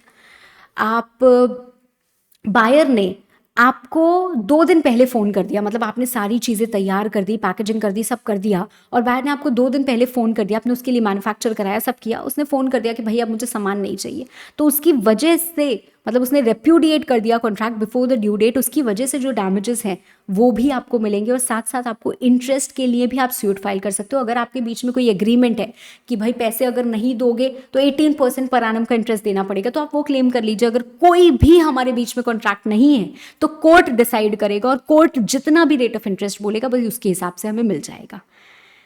Ma'am एक बात बताओ, थोड़ा सा सांस ले लूँ, एक बात बताओ। Actually I try to keep the revision classes थोड़ा सा फास्ट, और मैं उसमें ना इधर उधर की बातें नहीं करना चाहती हूँ बिकॉज मैं ये समझती हूँ कि आप एग्जाम के जस्ट एक दिन पहले भी शायद इस रिविजन लेक्चर को देख के पढ़ाई कर रहे होगे। तो मैं कोशिश करती हूँ कि इतने बड़े चैप्टर को भी मैं इतने कंसाइज मैनर में पढ़ाऊँ आफ्टर कवरिंग एवरीथिंग, कि आपका वो रिविजन भी हो जाए और टाइम वेस्ट ना हो, है ना। तो मुझे लगता है मैं थोड़ा ज़्यादा जल्दी जल्दी बोलती हूँ। कुछ बच्चे कभी कभी मुझे ये भी बोलते हैं कि मैम थोड़ा सा स्पीड स्लो करना पड़ता है, सबका स्पीड फास्ट करता है, आपका स्पीड कभी कभी हम स्लो भी करते हैं, ठीक है। अब कभी कभी आप कोई क्लासेस देखोगे तो आपको लगेगा बड़े आराम से मैम पढ़ा रही हैं, तो you may also speed it, right. But खैर मैम, सारी बातें, सारे अधिकार आप सेलर के ही दे रहे हो, बायर के कुछ नहीं दे रहे हो। मतलब बायर के साथ अगर कुछ धोखाधड़ी हो, मान लीजिए कि हमने पैसे दे दिए, टीवी खरीदने गए, टीवी के पैसे दे दिए, उन्होंने हमें टीवी नहीं भेजा, तो ये तो गलत किया ना। या फिर हमको भंडारे में जो चावल चाहिए थे मैम, 20 किलो चावल चाहिए थे, उन्होंने क्या किया, अगले दिन चावल भेजे, भाई भंडारा हो चुका था, भंडारे का हम टेंट हटा रहे थे तब वो चावल आए, तो क्या करें? ये सब तो गलत हो रहा है ना। तो क्या हमारे पास कोई अधिकार नहीं होता? बिल्कुल होता है। पहला अधिकार, damages for non delivery. Charge कहाँ गए हमारे? देखो कहाँ कहाँ सब सब कहाँ से कहाँ मैं पहुंच जाती हूँ। हाँ, rights of buyer, suit for damages for non delivery, ठीक है। हाँ, तो अगर गुड्स डिलीवर ही नहीं किए या देर से डिलीवर किए तो उसके लिए आप डैमेजेस क्लेम कर सकते हो। दूसरा होता है सूट फॉर स्पेसिफिक परफॉर्मेंस। तो कभी कभी ऐसा हो सकता है कि बायर ने आपको कहा था कि हम ये कस्टम मेड करके दे देंगे, आपको एक फैंसी ड्रेस कंपटीशन में एक ड्रेस चाहिए थी, उसने बोला कि हम दे देंगे। अब क्या हुआ, फैंसी ड्रेस कंपटीशन में वैसे तो ये थोड़ी सी अनरियलिस्टिक सी बात मैं कह रही हूँ, पर फिर भी मान लेते हैं कि आपको ये ड्रेस चाहिए थी। अब वो ड्रेस और कहीं तो मिल नहीं रही है, और आपने वादा किया था तो आपने कहीं और प्रॉमिस कर दिया है कि आई विल डिलीवर इट, आपने कहीं और से ले लिया है। नाउ वो बोलते हैं कि अब हम आपको नहीं देंगे, तो अब आप सूट फाइल कर सकते हो फॉर स्पेसिफिक परफॉर्मेंस। अब आप बोलोगे मुझे डैमेजेस नहीं चाहिए, मुझे वो ड्रेस ही चाहिए, तो ऐसा भी अलाउड है। Suit for breach for warranty. Breach for warranty ये तो हम ऑलरेडी पढ़ के आए हैं, ठीक है, कि बायर, आपके पास अधिकार है कि अगर कोई भी वारंटी ब्रीच होती है तो you can sue the seller for damages. And next is suit for anticipatory warranty, ये भी हो सकता है हमारा। एंड अगर सेलर रेप्यूडिएट कर देता है कॉन्ट्रैक्ट बिफोर सेल, मतलब जैसे हमने बायर के केस में पढ़ा कि बायर ने 2 दिन पहले बोल दिया कि भाई अब मुझे गुड्स नहीं चाहिए, वैसे सेलर भी तो आपको 1 दिन पहले बोल सकता है कि यार गुड्स मैं नहीं दे पाऊंगा। तो अब आप लास्ट मोमेंट पे क्या करोगे? उसकी वजह से आपको भी तो डैमेजेस वेट करने, मतलब डैमेजेस बेयर करने हो सकते हैं ना। So what you can do is, आप मान लोगे कि भाई कॉन्ट्रैक्ट हमारा खत्म हुआ and you can claim damages. या फिर ये भी कर सकते हो, इंतजार करो, क्या पता डिलीवर कर दे, उसके चांसेस बहुत कम होते हैं। End of course you can also file the suit for interest. तो अगर आपको कुछ पैसा सेलर से लेना है, आपने एडवांस दिया था, तो उसके रिस्पेक्ट में आप सूट फाइल कर सकते हो, और आपको उस पर इंटरेस्ट भी मिलेगा। लास्ट कंसेप्ट हमारा आता है इस पर्टिकुलर चैप्टर में, वो है ऑक्शन सेल का। ऑक्शन सेल मतलब क्या होता है? बिड्स इनवाइट करके हम सेल कर रहे हैं, बिड्स इनवाइट करके, ठीक है। मतलब पब्लिकली हमने बिड्स इनवाइट की और कोई भी हमारी प्रॉपर्टी है वो सेल होगी उस बंदे को जो हाईएस्ट बिडर करेगा। हो सकता है हम कोई रिजर्व प्राइस नहीं हो सकता है हमारा रिजर्व प्राइस या अपसेट प्राइस हो। मतलब हम बोल सकते हैं कि इस पर्टिकुलर गुड्स की नीलामी हो रही है, इसका मिनिमम प्राइस क्या है? 5,000 रुपये। तो 5,000 रुपये से बोली शुरू होगी और उसके बाद बोली लगना शुरू होगा। जो भी हाईएस्ट बिडर होगा, मान लेते हैं कि हमने बोला कि 50,000 तक बोली गई, 50,001, 50,002, 50,003, here goes the fall of hammer and the fall of hammer indicates that the contract of sale is complete। तो ये जो भी गुड था ये हुआ आपका, तो यहाँ पे ओनरशिप ट्रांसफर हो गई, ठीक है। समझ में आई मेरी बात? ओके। कभी कभी ऐसा होता है कि भाई हमारे पास बहुत सारे अलग अलग लॉट्स हैं गुड्स के, तो भाई हर लॉट को हम एक सेपरेट कॉन्ट्रैक्ट मानेंगे अगर हर लॉट के बारे में अलग अलग बिडिंग हो रही है। तो completion of sale by fall of hammer, this is something that I already told you. अब सेलर अगर खुद बिड करना चाहे तो क्या कर सकता है? नहीं, क्योंकि सेलर अगर बिड करता है तो यूजुअली ये होता है कि यार वो प्राइस बढ़ाने के लिए कर रहा होगा, सेलर खुद कर रहा है या अपने बिहाफ पे किसी और को बैठा के कर रहा है। तो ये चीज़ आपको क्लियरली पहले बतानी होती है। तो it has to be expressly told by the seller, ठीक है। अगर it has not been notified by the seller तो ये अलाउ नहीं करेंगे। तो अगर ऑक्शनियर इसको अलाउ करता है तो वो उनके लिए भी अनलॉफुल है, और जो इसमें हिस्सा लेता है, मतलब सेलर अगर ऐसा काम करता है तो उसके लिए भी ये अनलॉफुल है। रिजर्व प्राइस मैंने आपको ऑलरेडी बता दिया। और इसके बाद एक और चीज़ आती है जो होती है प्रिटेंडेड बिडिंग। प्रिटेंडेड मतलब आप सिर्फ प्रिटेंड कर रहे हो। क्यों प्रिटेंड करेंगे? ताकि प्राइस बढ़ जाए। तो अगर सिर्फ प्राइस बढ़ाने के लिए कोई बिडिंग कर रहा है और उसके बाद कॉन्ट्रैक्ट हो भी जाता है तो दैट कॉन्ट्रैक्ट बिकम्स वॉइडेबल। जो एग्रीव्ड पार्टी है, जो बायर है, जिसने इतने बढ़े हुए रेट पे सामान खरीदा जस्ट बिकॉज बाकी जो कर रहे थे बिडिंग वो सिर्फ प्राइस इन्फ्लेट करने के लिए कर रहे थे, तो आपके पास ये ऑप्शन रहता है कि आप चाहो तो इस कॉन्ट्रैक्ट को रिसाइन भी कर सकते हो। लास्ट सेक्शन आता है हमारा सेक्शन 64A, जो कि क्या बोलता है कि भाई टैक्सेस। जैसे आप मेरे पास आए और आपने पूछा ये सामान कितने का है, मैंने कहा ये सामान है 10,000 प्लस जीएसटी का। अब जीएसटी बढ़ गई तो क्या आप मेरे को बोलोगे यार आपने तो रेट बढ़ा दिया? नहीं। अगर जीएसटी घट गई तो क्या मैं आपसे और वो बोलूँगी कि नहीं नहीं आपको तो उतना ही देना पड़ेगा? नहीं।